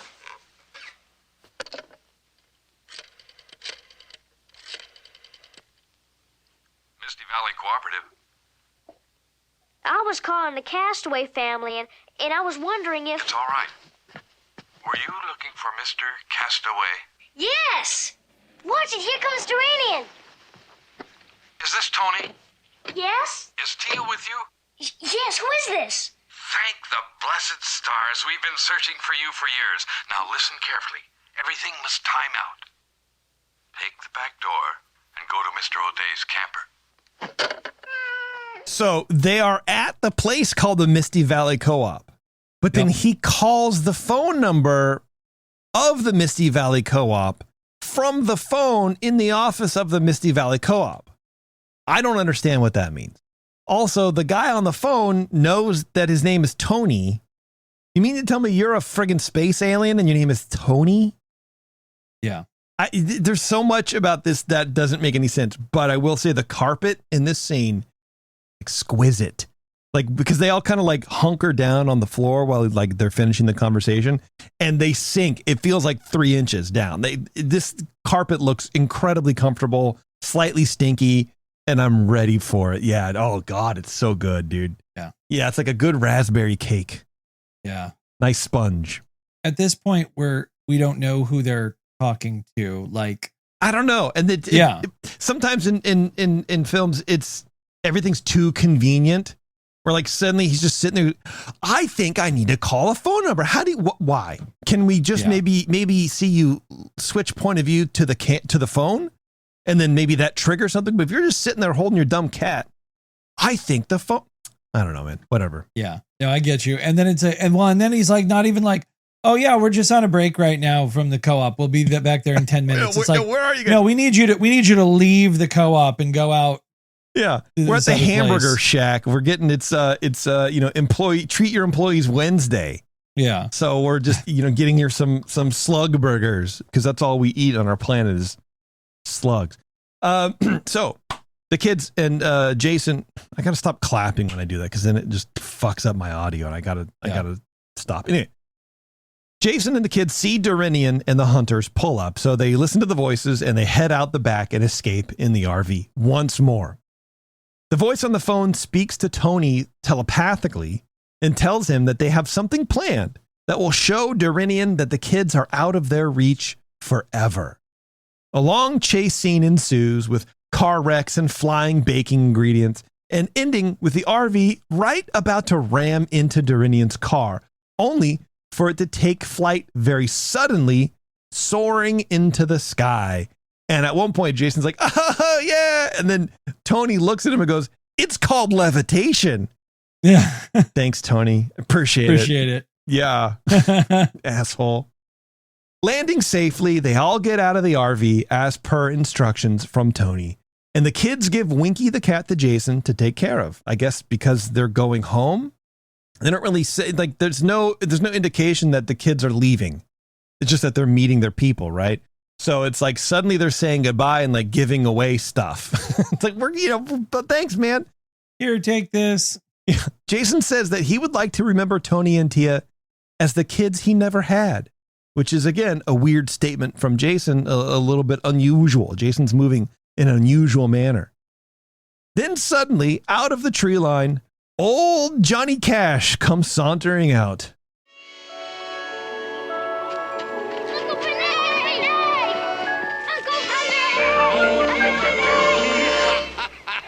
Oh, you all did so well. Congratulations, Jason O'Day. You're a man of courage and compassion. Uncle Benet, we thought you drowned. Well, now, if you know exactly what to say to a shark, he can be very accommodating.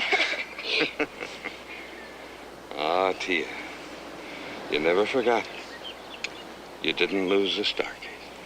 We only found the map a few days ago. Well, I knew when you were old enough to understand it, you'd find it.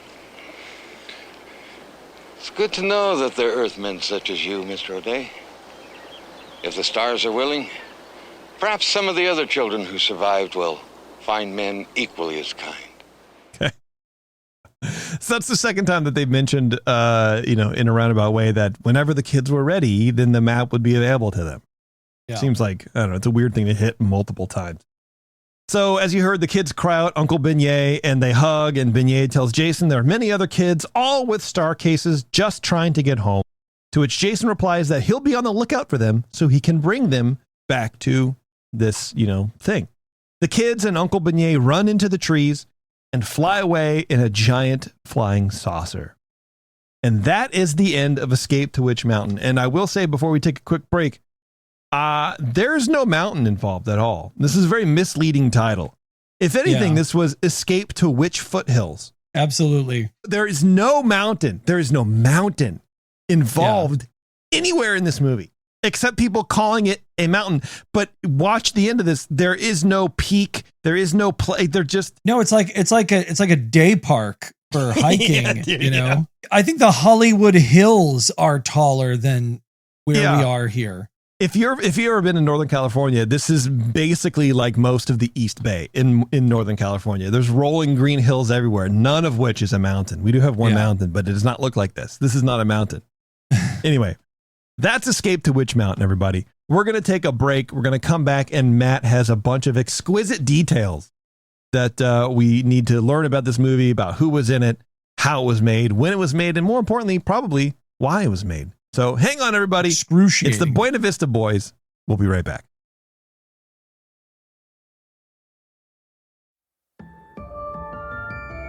They got away, Mr. Duranian. We know what they are. Evil and senseless. We gotta catch them. Hey, thanks for sticking around, everybody. Some more ammunition. I'm going to throw it to my co-host, Matthew, to tell us a little bit more interesting stuff than what this movie decided to tell us about itself. Matt? This section is called Escape to Trivia Foothills on the Starcase Express. And Escape to Witch Mountain was released March 21st, 1975. And this is important for later. Shepherded in by executive producer and BVB darling and boundary pusher Ron Miller. Ron Miller executive produced this bad boy. Love this guy. Yeah, we talked about him at length before. We have, and actually I did a whole, when he passed away several years ago, we did a whole episode on Ears Up, the main show, about Ron Miller. And he was involved in a lot of really influential stuff on the film side for the company. So he ain't no slouch, man. Yeah, no, he himself is a legend. And I appreciate the work that he tried to do in kind of progressing the work that Disney was doing at the time. This movie, I found out, is actually based off Alexander H. Key's 1968 novel of the same name. And that's kind of important too, because the book came out in 68. The movie was made in 75. And there was a lot of paranormal stuff going on in the 60s. And the book came out right before the big landing on the moon.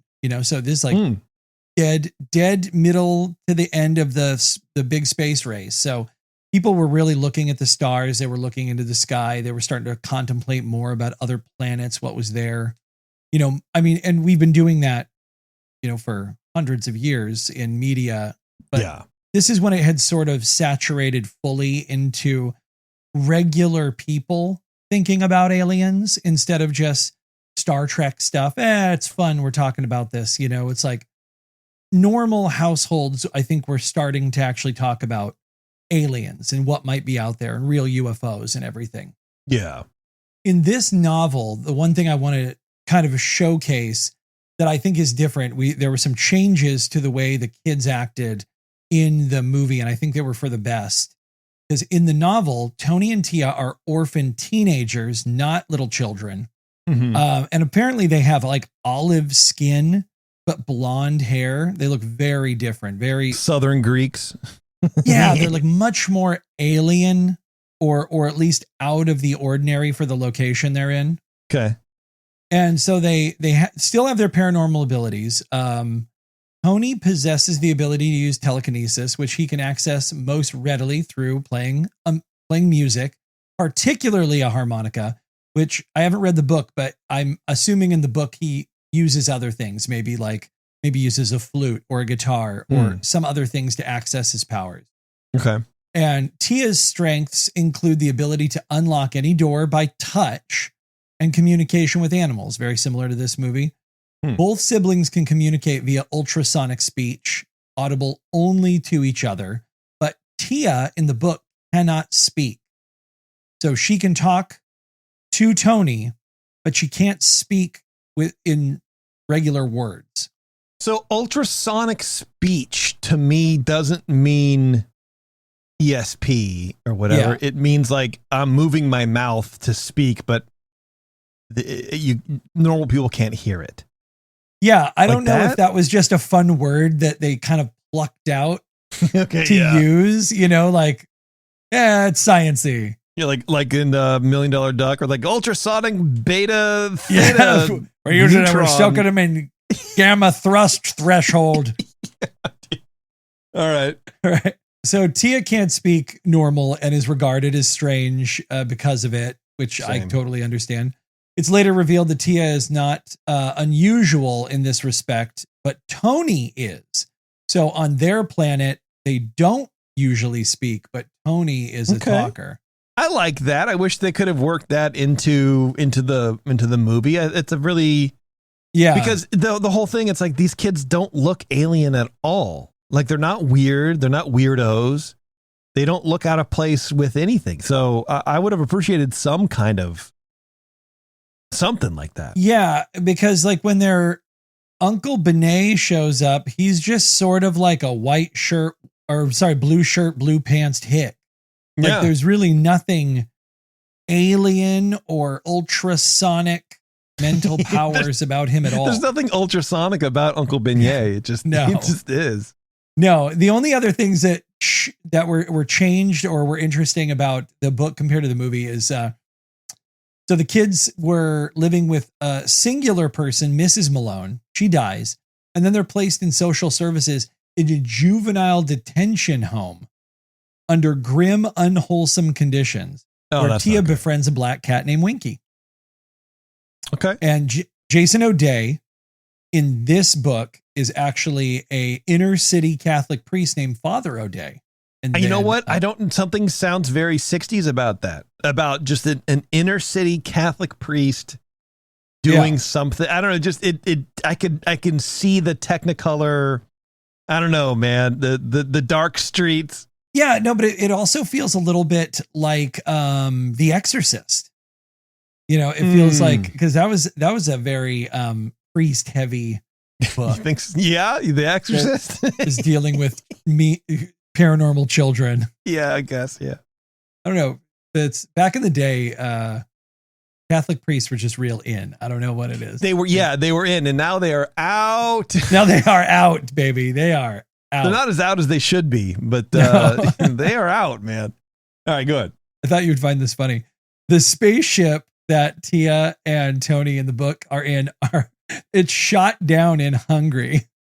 And the book ties to the events of the Hungarian uprising in 1956. So, sure, dude. So instead of, because in the movie, they just talk about how their planet builds spaceships. It's the last thing they were good at. And they're like, oh, but our spaceship malfunctioned somehow and went down. They didn't explain how it went down. No. I'm like, the one thing you're good at, you fucked up. Really? Yeah, dude. And so at least in the book, they're like, oh, they were shot down specifically. Yeah. And the only other thing is that there's no Mr. Bolt in the book. It's only Mr. Duranian. Yeah, only Mr. Duranian is the main bad guy, and he wants to steal the children and bring them to the Soviets so that the Soviets can win the Cold War. So I like but it. That kind of makes more sense, doesn't it? Because in the movie, it's rich men want richer money. Right. Make number go up, please, children. Let's make number go up. So the story, even though it's based on Alexander H. Key, the actual what do they call it? The screenplay was written by Robert M. Young, who is a very experienced television writer. I'm not going to go into all his bona fides, but he has written a bunch of stuff for TV and very well suited to adapt this material. Okay. It was directed by John, I'm going to say Hough. Who? How, maybe. How? Let's do that. Yeah. John Howe. He is, yes, Watcher in the Woods, John Howe. So we've actually already talked about him a little bit. Nice. He directed Watcher in the Woods. And he was tapped for this film. He'd previously worked as a second unit director on the British TV show, The Avengers and Champions. I don't know what Champions is. I know I've watched The Avengers. Yeah. And then he moved to direct horror films. So he directed the Hammer film Twins of Evil, and then the horror classic The Legend of Hell House, which is a banger. So good. Never seen it.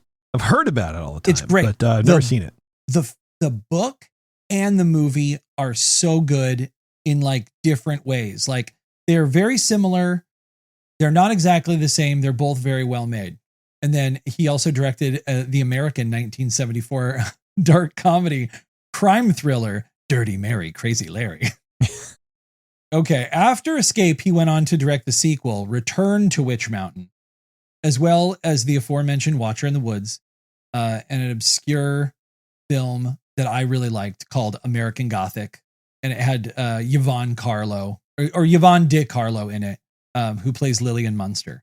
Oh, no. So it's kind of good. Yeah. American Gothic, anybody who's a horror fan out there, if you haven't seen it, it's pretty cool. And then the music that we heard at the beginning and we hear throughout this movie, it's even played a little bit by Tony, right? That blah, blah, blah. Yeah. That is all composed by Johnny Mandel. And so he's the composer for the music on this movie. And he was a celebrated composer, conductor, arranger. He's uncredited, but he does conduct the orchestra that plays the music for this. Oh, nice. He's credited in IMDb, but not in the official movie. Oh, well, there you go, man. Yeah, times are different. I know. That's why I like that we're doing this show, because I like that we can like bring up people now and give them a little bit of credit for something that the movie didn't do. Yeah. His first major credit was for I Want to Live, 1958, which earned him 3 Grammy nominations. Wow, dude, imagine that. Right? Imagine your first film credit and you get 3 Grammy noms, but not a win. Yeah. But still, like it's an honor to be nominated. Well, and I think this happens to him a few more times. He gets close, so close. And then Mandel composed many memorable songs, including Suicide is Painless, the theme song to MASH, if anyone remembers. Is that song called Suicide is Painless? The song is called Suicide is Painless. Really? He made the song. Someone else wrote the lyrics. They used the full song in the movie MASH, and they just used the music for the theme song to the show MASH. What's such a good theme song, dude. Yeah. So good. I never knew it had a title. Yeah, Suicide is Painless. It brings on many changes. I can take or leave it if I please. Yeah, it's really good. Oh, and the Academy Award nominated A Time for Love. He also wrote Emily and Close Enough for Love, both of which became jazz standard. His score for The Sandpiper featured The Shadow of Your Smile, which won the 1965 Oscar for Best Original Song, and the 1966 Grammy for Song of the Year. Jesus. So he got a little something. Something there. You know what? Honestly, 3 Grammy nominations, and then this 5, 6, 7 years later, whatever the math is, you get Song of the Year. That's worth it to me. All the misses in the past gone because you get Song of the Year. I feel like that's such a good win. The dunk for sure. Just dunking on. How many Grammys you win? 6, 7. 6, 7. Over his career, he earned multiple Grammy Awards, including one in 1981 for Quincy Jones's Bellas, and in 1991 for Natalie and Nat King Cole's duet Unforgettable, and another in 1992 for Shirley Horn's album Here's to Life. His work bridged jazz and film music, leaving an enduring mark on both genres. And just to add this at the end, I was reading something very recently about the tambourine use in this music. And if I could go back and ask Johnny to do one thing, I would be like, pull back on that tambourine. Just a little bit. Just a bit, man. It's just feeling a little 70s with that tambourine.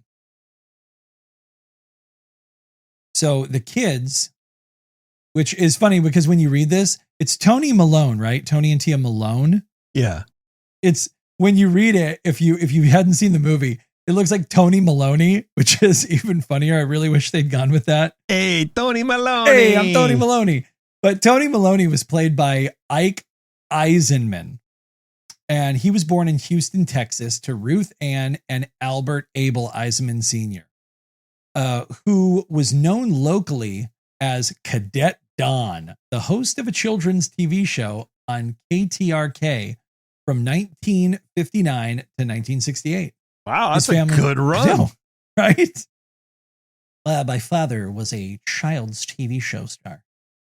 His family had strong ties to acting. His younger brother, Al Eisenman, and Al's children, Hannah and Stone, also became actors. Eisenman began appearing on television in the early 1970s. I'm interrupting you. He had a brother whose children were called Hannah and Stone. Yes. This man's brother named one of his children Stone. What is going on? Yeah. He's just out in the field one day, like hit a rock. This Stone. Ooh, what a good name for a kid. Anyway, sorry, go ahead. He began appearing on television in the early 1970s. So he was in this movie, and then he came back for the sequel. He was also the voice of Little Green Sprout in the Green Giant commercials. Wow. Green Giant. Woo. Dude, that's I'm crazy. Sprout. That's funny. Good for him, man. I know. That's kind of cool. Probably made a fortune just off the commercials alone. Probably made him a rich person. Well, and voice work is something that's going to come up later in his career. Right. So on television, Eisenman starred in The Fantastic Journey and guest starred in popular shows like Chips, Emergency, Wonder Woman, Little House on the Prairie. He appeared in several TV movies, including Devil Dog, The Hounds of Hell, and Terror Out of Sky, both in 1978. Funny enough, in the movie Devil Dog, he reunites with Kim Richards. They play brother and sister again. Damn, in that dude. movie. Love it. Yeah. He later starred in Dreams Don't Die, 1982, which became a cult favorite despite mixed reviews. He played the Marquis de Lafayette in the 1978 miniseries The Bastard and acted in feature films such as The Formula, 1980, Cross Creek, and Disney's Tom and Huck, 1995. Man, so he really crushed the late 70s there. That's a busy actor. If you're in what, 3 movies? Yeah. In 1 year that came out in 1 year. That's crazy, dude. His television work, I mean, his movie work is good. His television work was really big. He was really that bounce around child actor. But after the mid 80s, Eisenman transitioned to post-production work. He continued as an actor in major films, doing voice work. Did voice work for American Beauty, Meet the Parents, Madagascar, and the Shrek series. He was part of a group called a Loop Group. And I think that is like an additional voice actor. Yeah, I want to say it's like additional, like background or something like that. Like those kind of people. Yeah, he did like additional voice work and maybe like because Madagascar and Shrek are cartoons, so he wasn't walking around in the back. Right. Even though there are those people who are like professional at that, it's awesome. Yeah. But yeah, he was doing more voice work for sure. He kind of a lot of young actors actually transition like that. And then in 2002, he directed and starred in a short parody called The Blair Witch Mountain Project. Okay. And he later made a nostalgic cameo as a sheriff in Disney's Race to Witch Mountain, 2009, appearing alongside his original co-star, Kim Richards. See, and this is the kind of thing that I absolutely love when studios have the brains to do stuff like this. If you're going to make, this is what I want to see. If you make a remake or a reboot and, you know, obviously the source material is popular enough to warrant this attention, get the people who played the original characters to be in your reboot or remake or do something, a voice, a background, something like that. To me, that is like the ultimate kind of respect move and just kind of like a fun thing for people to like us to find out about afterwards. I like that. You wonder how many people who are seeing this movie in 2009 like picked up that it was them like right away. Yeah. You know, who had to be told later.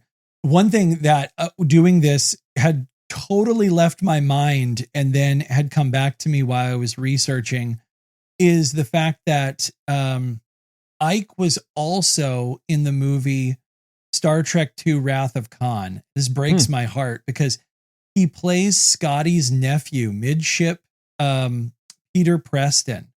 So if you ever watch this movie, he's in this long line and he's being inspected and he goes, "Hey, that's my nephew." And then later in the movie, he is vaporized basically due to an explosion on the ship. Nice. Half of his face is completely gored out. Like he doesn't survive. Nice. Yeah. And man, it was really heartbreaking too. Cause he was still young enough to kind of look fresh faced like he does in this movie. Yeah. That is as much as I want to talk about Ike. Good guy. Okay. Very cool. But let's move on to Kim. Kim has had an interesting career. She was born in September 19th, 1964 in Menlo, New York. And she is an American actress. This is what they say about her. She is an American actress, socialite, television personality. Okay. All right.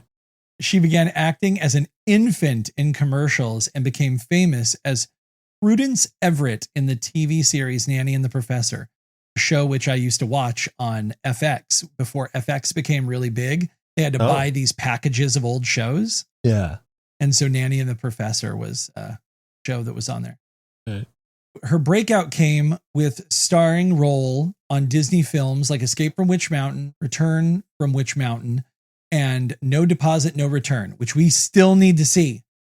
We need to make that season 3 of BBB. We need to put it on there. I want to see No Deposit, No Return really bad because it keeps coming up. All right. Sounds good, man. Kim was raised in New York and later Los Angeles alongside her sister, Kylie Richards, also an actress from The Watcher in the Woods. Okay. And half-sister, Kathy Hilton, making her the aunt of Paris and Nikki Hilton. Oh, man. I love Paris Hilton, dude. I love it. Forget about it.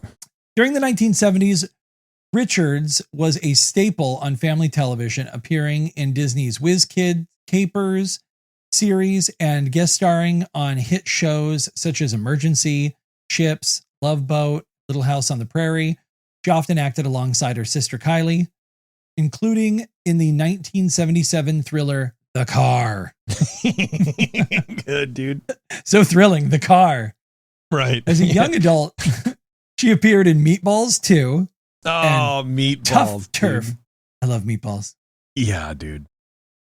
And she later co-produced the 1990 film Escape with her then husband, G. Monty Brinson. Okay. Okay. Is that Montgomery Burns' nephew? G. Monty Brinson. Wow. In 2006, Richards took a dramatic supporting role in Black Snake Moan and made a nostalgic cameo, obviously, as the waitress in Race to Witch Mountain. Her career took a new turn in 2010 when she joined the Real Housewives of Beverly Hills. No way, dude. That's funny. With her sister Kylie appearing as the main cast member for 5 seasons. So she was, which is weird because I don't watch that show, so I would have no idea. Yeah, I have no clue, dude. Yeah. Apparently she was also in a 2014 Lady Gaga video for the song G.U.Y. Guy. I don't know. Not a big Lady Gaga fan, I guess, but that's cool. Good for her, man. Kind of interesting little pull there. She's working. Yeah. The character of Tia in the flashback sequences was played by Kylie Richards, the real life younger sister of Kim Richards. So I think that's kind of funny is they were like, hey, we'll just get your younger sister, throw her in some water. Yeah. Nepotism at its finest, man, but that's all right. Yeah. Also think it's funny that the director John came back around and 5 years later used Kylie Richards in Watcher in the Woods. Yeah. So Kim, since we were talking about that bear and what the hell that bear was even doing in the movie, that bear's name is Bruno. Okay. And Kim Richards had a particular affection for Bruno the bear. So they actually were kind of close on set, the small amount of time the bear could be used. But one day she asked to help bathe him, and acting uncharacteristically, the bear picked her up, swung her, and shook her vigorously before his handler finally got Bruno to set her down. Richards was terrified, but tried to play it off for the group of spectators which had gathered. See, this is what I'm saying. It's a bear. I don't care how trained an animal is.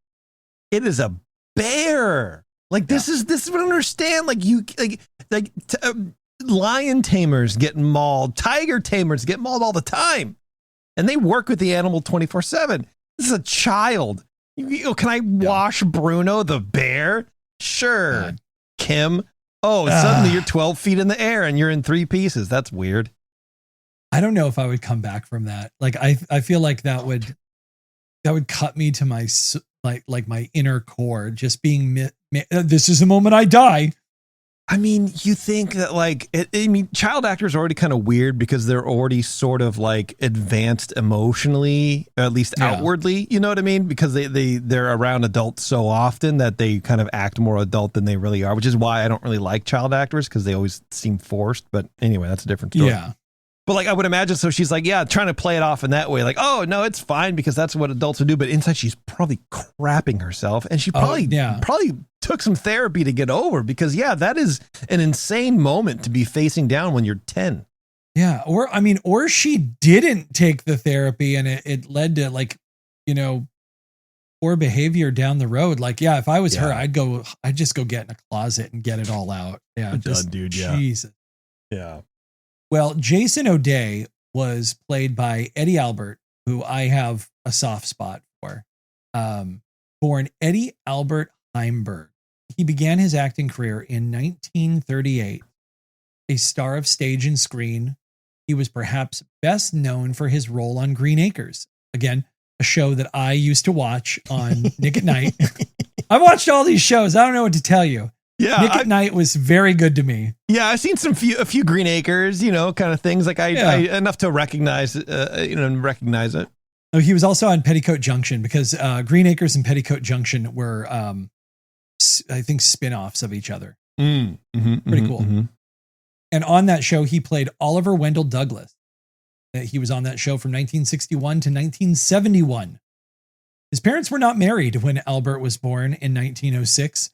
And his mother altered his birth certificate after her marriage, because you could just do that back then. Scandalous. You know how few people owned a pen in 1906? So it's like, if you had one, you could make money. Just renting rent your pen here. Yeah. You could write, I have $100 on a piece of paper and just hand it to people. It's good as actual cash. Right. He got a degree in business, but the stock market crashed in 1929 and left him essentially unemployed. He then took odd jobs working as a trapeze performer, an insurance salesman, a nightclub singer. I mean, just think of the talent, the raw talent you have to be two of those three things. He didn't say he did them long. Still, you know what I mean? Like, geez, man, what an amazing. Anyway. Albert stopped using his last name professionally because it invariably was mispronounced as hamburger. Totally get it. It's actually a smart move. Yeah. Albert wrote and performed in the first teleplay titled The Love Nest, written for television.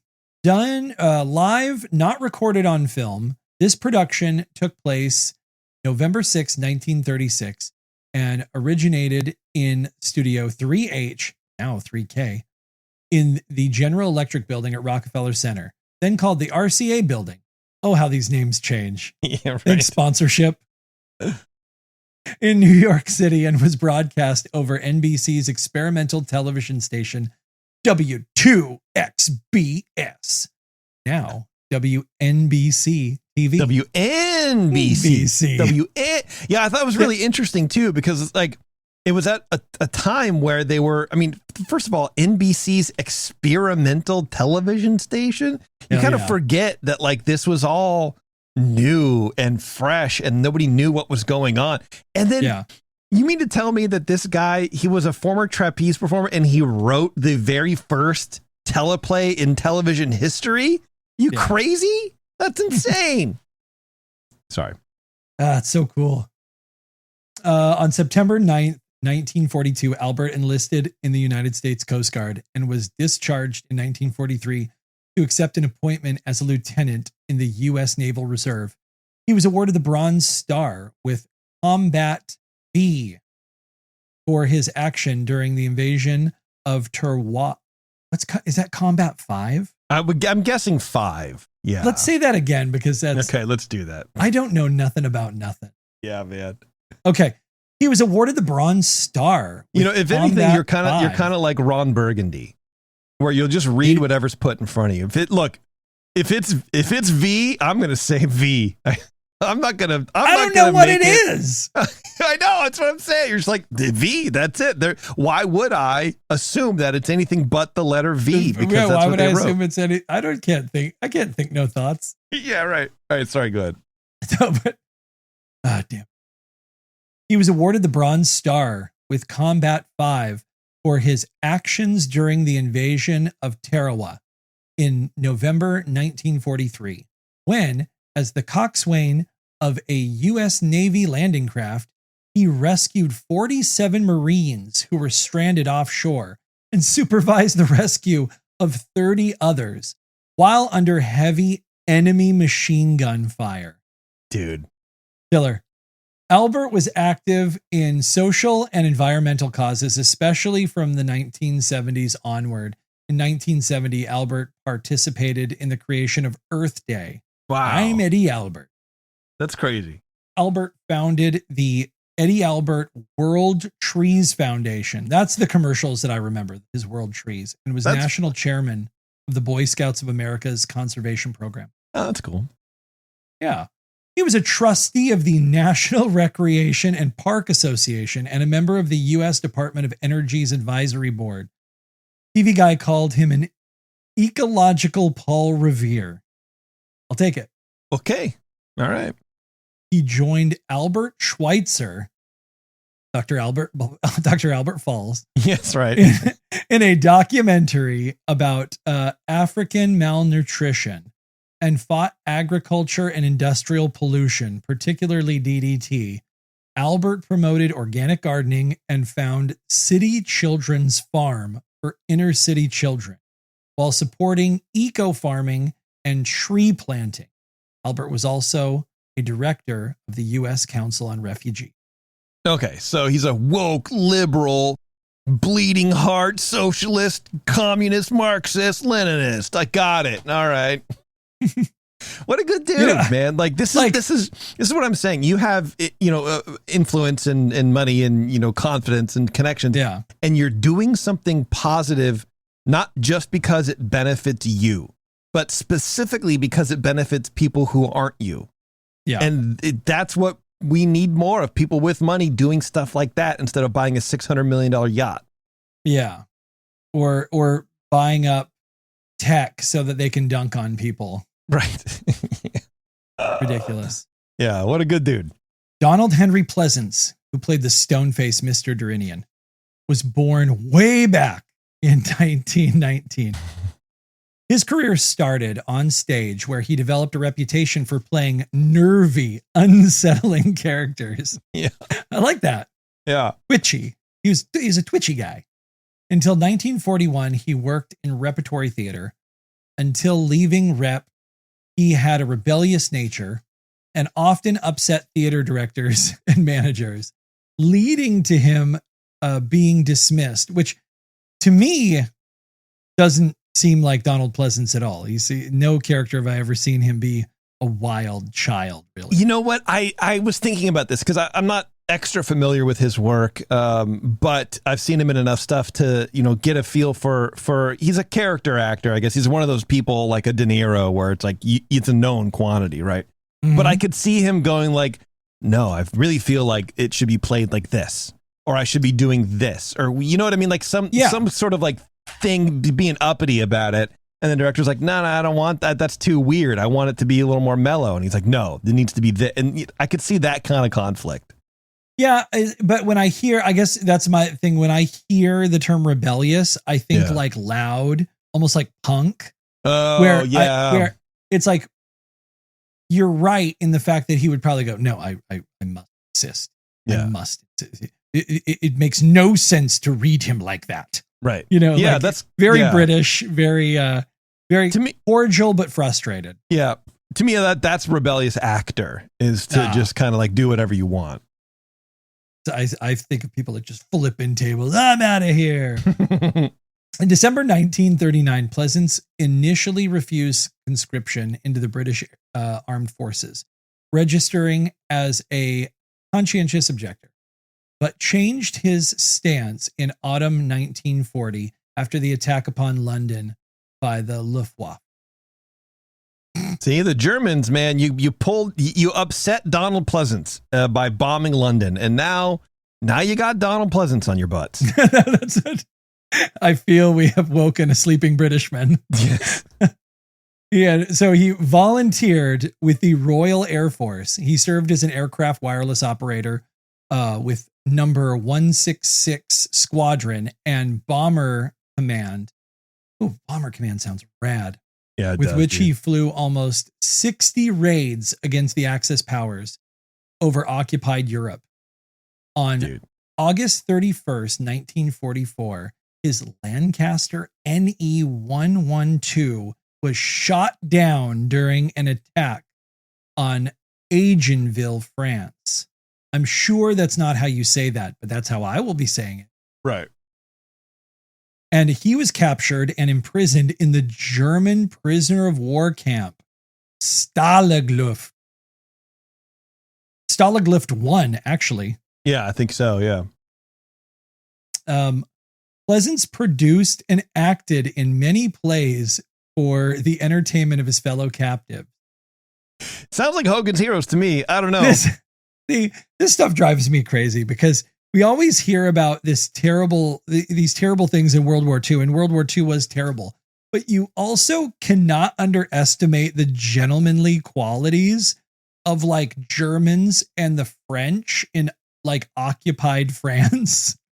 Yeah, there was a certain amount of respect on some level for captured, people, depending on where they're from and what ethnicity they were. And, obviously there's, the huge caveats to most of this, but of course these things did happen. Clearly they happened to Mr. Donald Pleasance, who was allowed to act for his fellow. Come on. Well, yeah, no, because I've heard stories that are very interesting about, like Englishmen and French captains who were captured by Germans. And they were captured, but they weren't like contained. They weren't shackled. Yeah. They played chess, they drank, they smoked. They were people who were doing a job. And they just happened to be captured at the time. And there was an understanding that it's okay, you can't leave. You're a bargaining chip, you're a piece that I have, but like there's no reason we can't be civilized while you're here. Which is crazy to think about. It is. There was it is. Yeah. I was going to go on another boring story for 5 minutes, but I'll save it. Years later, he used his experience in the POW camps in his roles in The Great Escape. While filming the movie, Pleasance kindly offered advice to the director, John Sturgis, to which he was politely asked to keep his opinions to himself.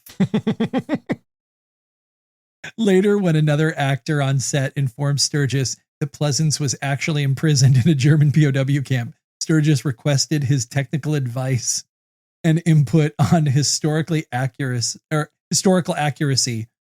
from that point forward. I was hoping that would also come with a giant "I'm sorry." Yeah, I know, but like how British of Donald Pleasance to not say that himself. Sure, you know what I mean. Yeah. It's like I'm just all right, man. Whatever you want to do. I think you should probably paint those cups black.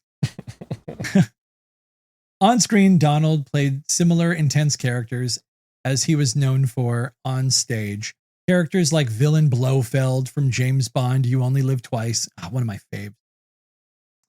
And then Pleasance's first appearance in America was an episode of The Twilight Zone. There you go. Yes. God, we haven't had a reference of The Twilight Zone in a while. We've just been watching the wrong movies. He was played an aging teacher at a boys' school in episode 37 from season 3, The Changing of the Guard. Yeah, honestly, that's a great one. I just watched that probably 3 weeks ago. See, there you go, man. And that is a great episode. Pleasance portrayed Sen 5241 or possibly SEN 5241 in THX 1138. It's been a while since I've seen that, so I don't remember the name of that character. That is a crazy movie. I've never seen it. I still have yet to see that movie. It's good, but like take some Vivarin or something to stay awake because it's moody. It's moody. It's brooding. It reminds me of a very well lit version of the same pacing from Blade Runner. Okay. There's not a lot of talking. It's a lot of visualization. It's about being immersed in this future and what this future looks like and what it's done to people. Sounds like an experiment. Well, let's remind people what that's from because maybe not everybody's a film nerd. Oh yeah. So it's an experimental film that was put together by George Lucas. So I believe he had an original short and then they expanded it to a full feature. And so he played opposite Robert Duvall. And George Lucas had created this world where like everyone kind of just they had a jumpsuit, they had a job, they went back to their literally their cubicle apartment. They took pills to be happy, to like regulate their mood. Sounds great. They had machines to take care of their body pleasures. Sounds awesome, dude. I love the future. So he was best known for portraying psychiatrist Dr. Samuel Loomis in the Halloween franchise. Yes, Dr. Loomis. He collaborated with Halloween director John Carpenter twice more as the President of the United States in Escape from New York. Yes. And as the priest in Prince of Darkness. Awesome. Also fantastic movie. He hosted the 1981 Halloween episode of Saturday Night Live with musical guest Fear. Fear is such a great band. There's just this punk band. I love the fact that Donald Pleasance was on Saturday Night Live with Fear. Because you know he had to come out and go, ladies and gentlemen, Fear. Fear is so good. If you like weird, punk rock like that, Fear is that's a good one. Finally, he was appointed an officer of the most excellent order of the British Empire for his service to drama by Queen Elizabeth II in 1994. Right, and Ted Theodore Logan Esquire. So let's talk about the thing that is the most important part of this movie, the special effects. Okay. Just absolutely crisp and clean. I was watching an episode of making of this movie with John Howe, and they had interviewed him along with some of the other actors. And one of the things that he said about not this movie, but about Disney is he said Disney was like pinnacle of special effects at the time. So in 75, it was his sort of belief that Disney was one of the top studios for special effects. And I just want that to be understood when you watch this movie and you can see the string take the harmonica to Tony's hand. Nice. Did you catch that? Did you catch the harmonica on the string? Fantastic. Well, I saw, to be honest, I saw the string on the hat, but otherwise looked pretty good. A couple more strings, but other than that, there's probably only 3 big string moments. But so the special effects in this movie were overseen by Art Cruikshank and Danny Lee. Art has a long list of bona fides, working on Mary Poppins, Fantastic Voyage, Planet of the Apes, The Apple Dumpling Gang, multiple Herbie movies, Pete's Dragon, The Cat from Outer Space, Black Hole, and Watcher in the Woods, of course, and Tron. Damn. So this guy has been around the Disney bend. Yeah. And more. And then Danny Lee is no spring chicken either, working on many of the same films. They worked on a lot of movies together. Danny also created the famous death scene for Bonnie and Clyde, 1967. These guys did a lot of good work. Uncredited people who worked on this movie that I want to bring up are Hal Bigger, David Domeyer, Hans Metz, and Paul Wutzl. So those people also helped out, and I think they should get a little something. Okay. Most of the physical effects of telekinesis were done with good old-fashioned wire work, including Ike wearing a reinforced set of metal shorts. A crane would pull a wire rig that then pulled him by 2 wires into the air for the baseball catching scene. And Ike had to actually catch that baseball. There was somebody on a ladder, a crew member, who threw the ball into the air. They pulled him into the air, and then he caught the ball, and he got it in the first take. Attaboy. Yep. What a stud. With his metal shorts. So in the floating baseball bat scene, Dermot Downs, who played Truck, hit the floating bat so hard that the bat hit Ike in the left eye and it bruised it. Damn. So they had to stop production for the day. And then later in scenes, you can see he's wearing like this. You can see it, but you can't see it unless you're looking at it. He has almost like a little skin patch because his eye is totally bruised. Damn. Like there's a big bruise under his left eye. So they had to like cover it in a patch and then make up it so that they wouldn't lose shooting days. These kids, dude, these kids are just abused, man. Can you imagine that happening now? I mean, I guess it happens. It's part of the gig, but like, oh, they shut down for 4 weeks. They're just like, put some makeup on it, it'll be fine. Keep going. Stop rub crying. some dirt into his eye. I mean, they could have just written it in, you know? Oh, that's totally true. The Winnebago was made to fly by using a miniature 30-inch model on wires in front of a blue or green screen. The reason I say that is because that's what the director had said. Because I think they were using both at the time. So sometimes it was blue, sometimes it was green. All right. And so the same thing for the flying saucer. Flying saucers just on a string. Just, you know, they classic. all are.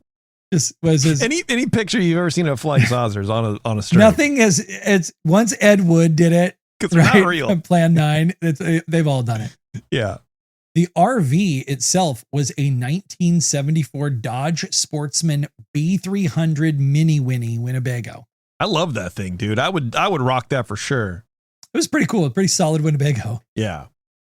I like seeing the people who were fighting about it online, though. They're like, that's a C class. They're like, no, it doesn't have a front flap fender. It's a B class. Awesome. You idiot. I bet.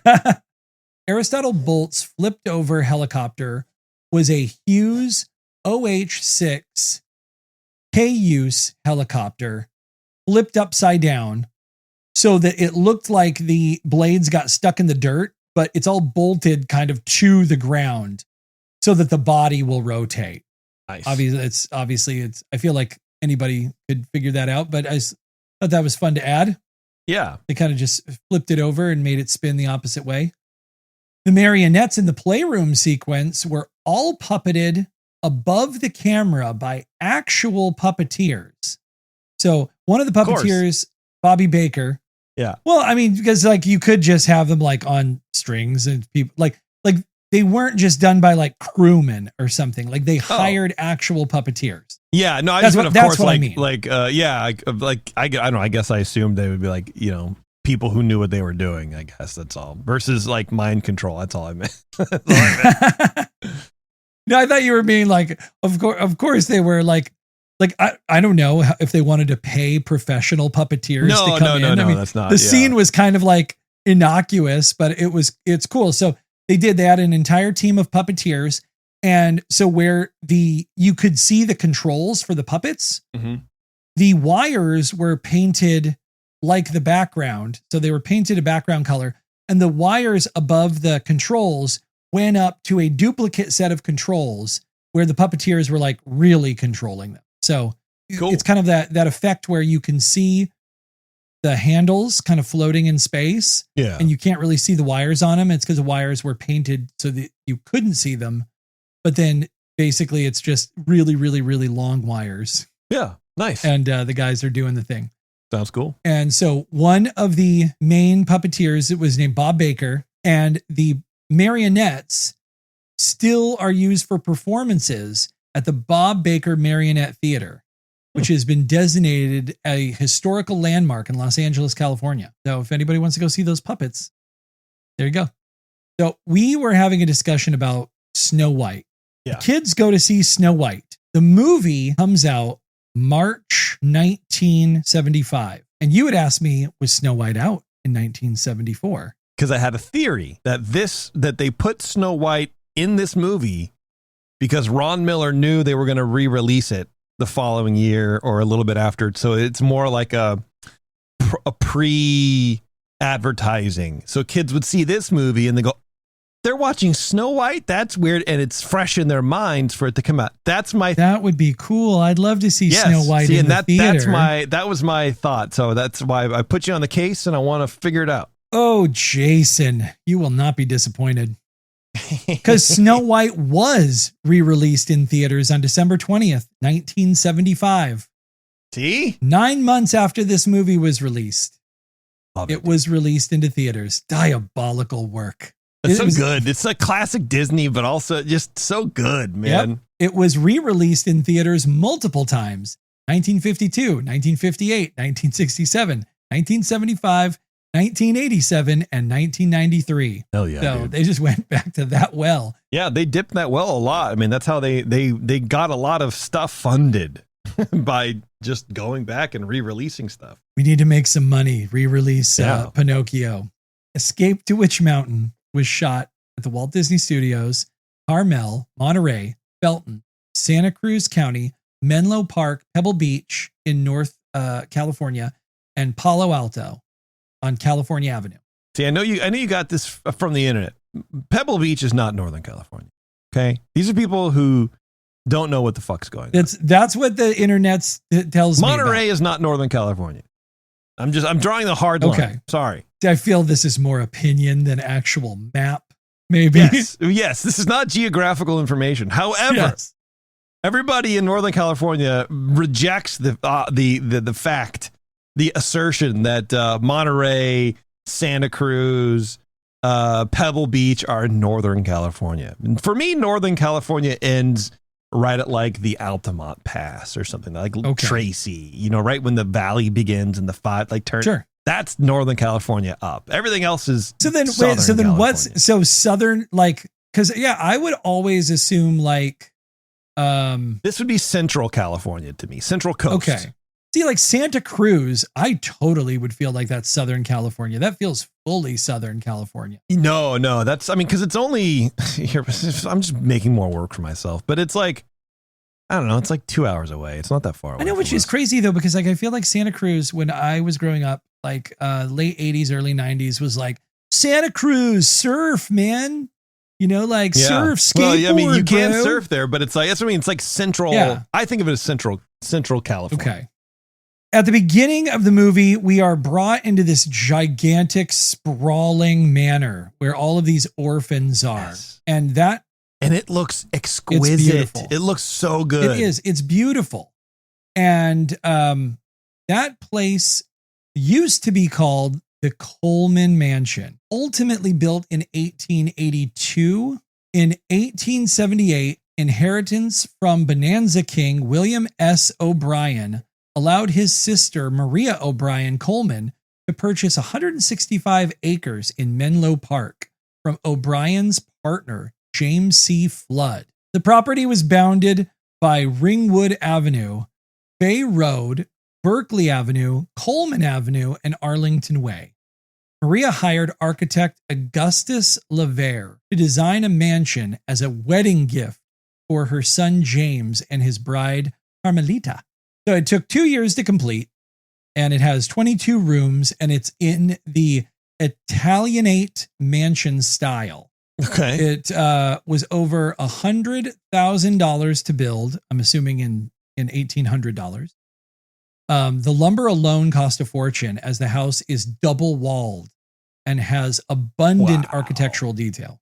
In 1905, James Valentine Coleman sold his mansion and property to Livingston Jenks, who subdivided the 165 acres into the neighborhood known as Menlo Oaks. Menlo Oaks. Okay. Yeah. I don't know. Maybe it's Menlo Park now? I don't know. Probably. From 1906 until 1909, seminarians from nearby St. Patrick's lived in the house as the 06 earthquake had destroyed their dormitory. By 1929, humanitarian Josephine Duveneck purchased the mansion and 10 acres for $26,500 to house the Peninsula School. Peninsula is renowned not only for its exemplary progressive education, but also for the more mundane fact that it was where Jerry Garcia played his first paying gig. Wow, that's wild, dude. Yeah, I'm looking at a map now. It's right. I think it's what they call Menlo Park, but Menlo Oaks is like a subdivision. But I can see right there St. Patrick's Seminary and University. It's right.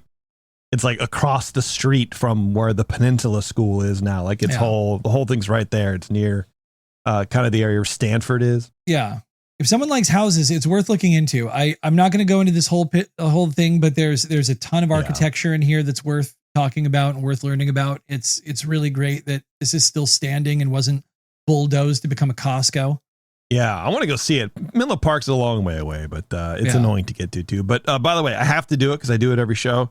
Anytime there's money, $100,000 in 1882 is worth $3.1 million today. Oh, nice. Yeah, but I feel like to build a house like this would be in the tens of millions now. Oh yeah. You know what I mean? Like all so much craftsmanship and so much handwork, and like it is an exquisite building. Yeah, I mean, if you want this kind of detail now, you're going to pay for it because not a lot of people know how to do it anymore. Yeah. So Mr. Bolt's mansion that we saw in the fade over from the Fran drawing on the mirror, that's Crocker Mansion, located on the famed Pebble Beach golf links in California. Crocker Mansion is one of a kind, constructed in 1925 by William Nickerson Jr. The magnificent estate overlooks the Pacific Ocean and some of the most beautiful coastlines around. Oh, it's on the 17-mile drive. Yeah, it's a Georgian-style mansion.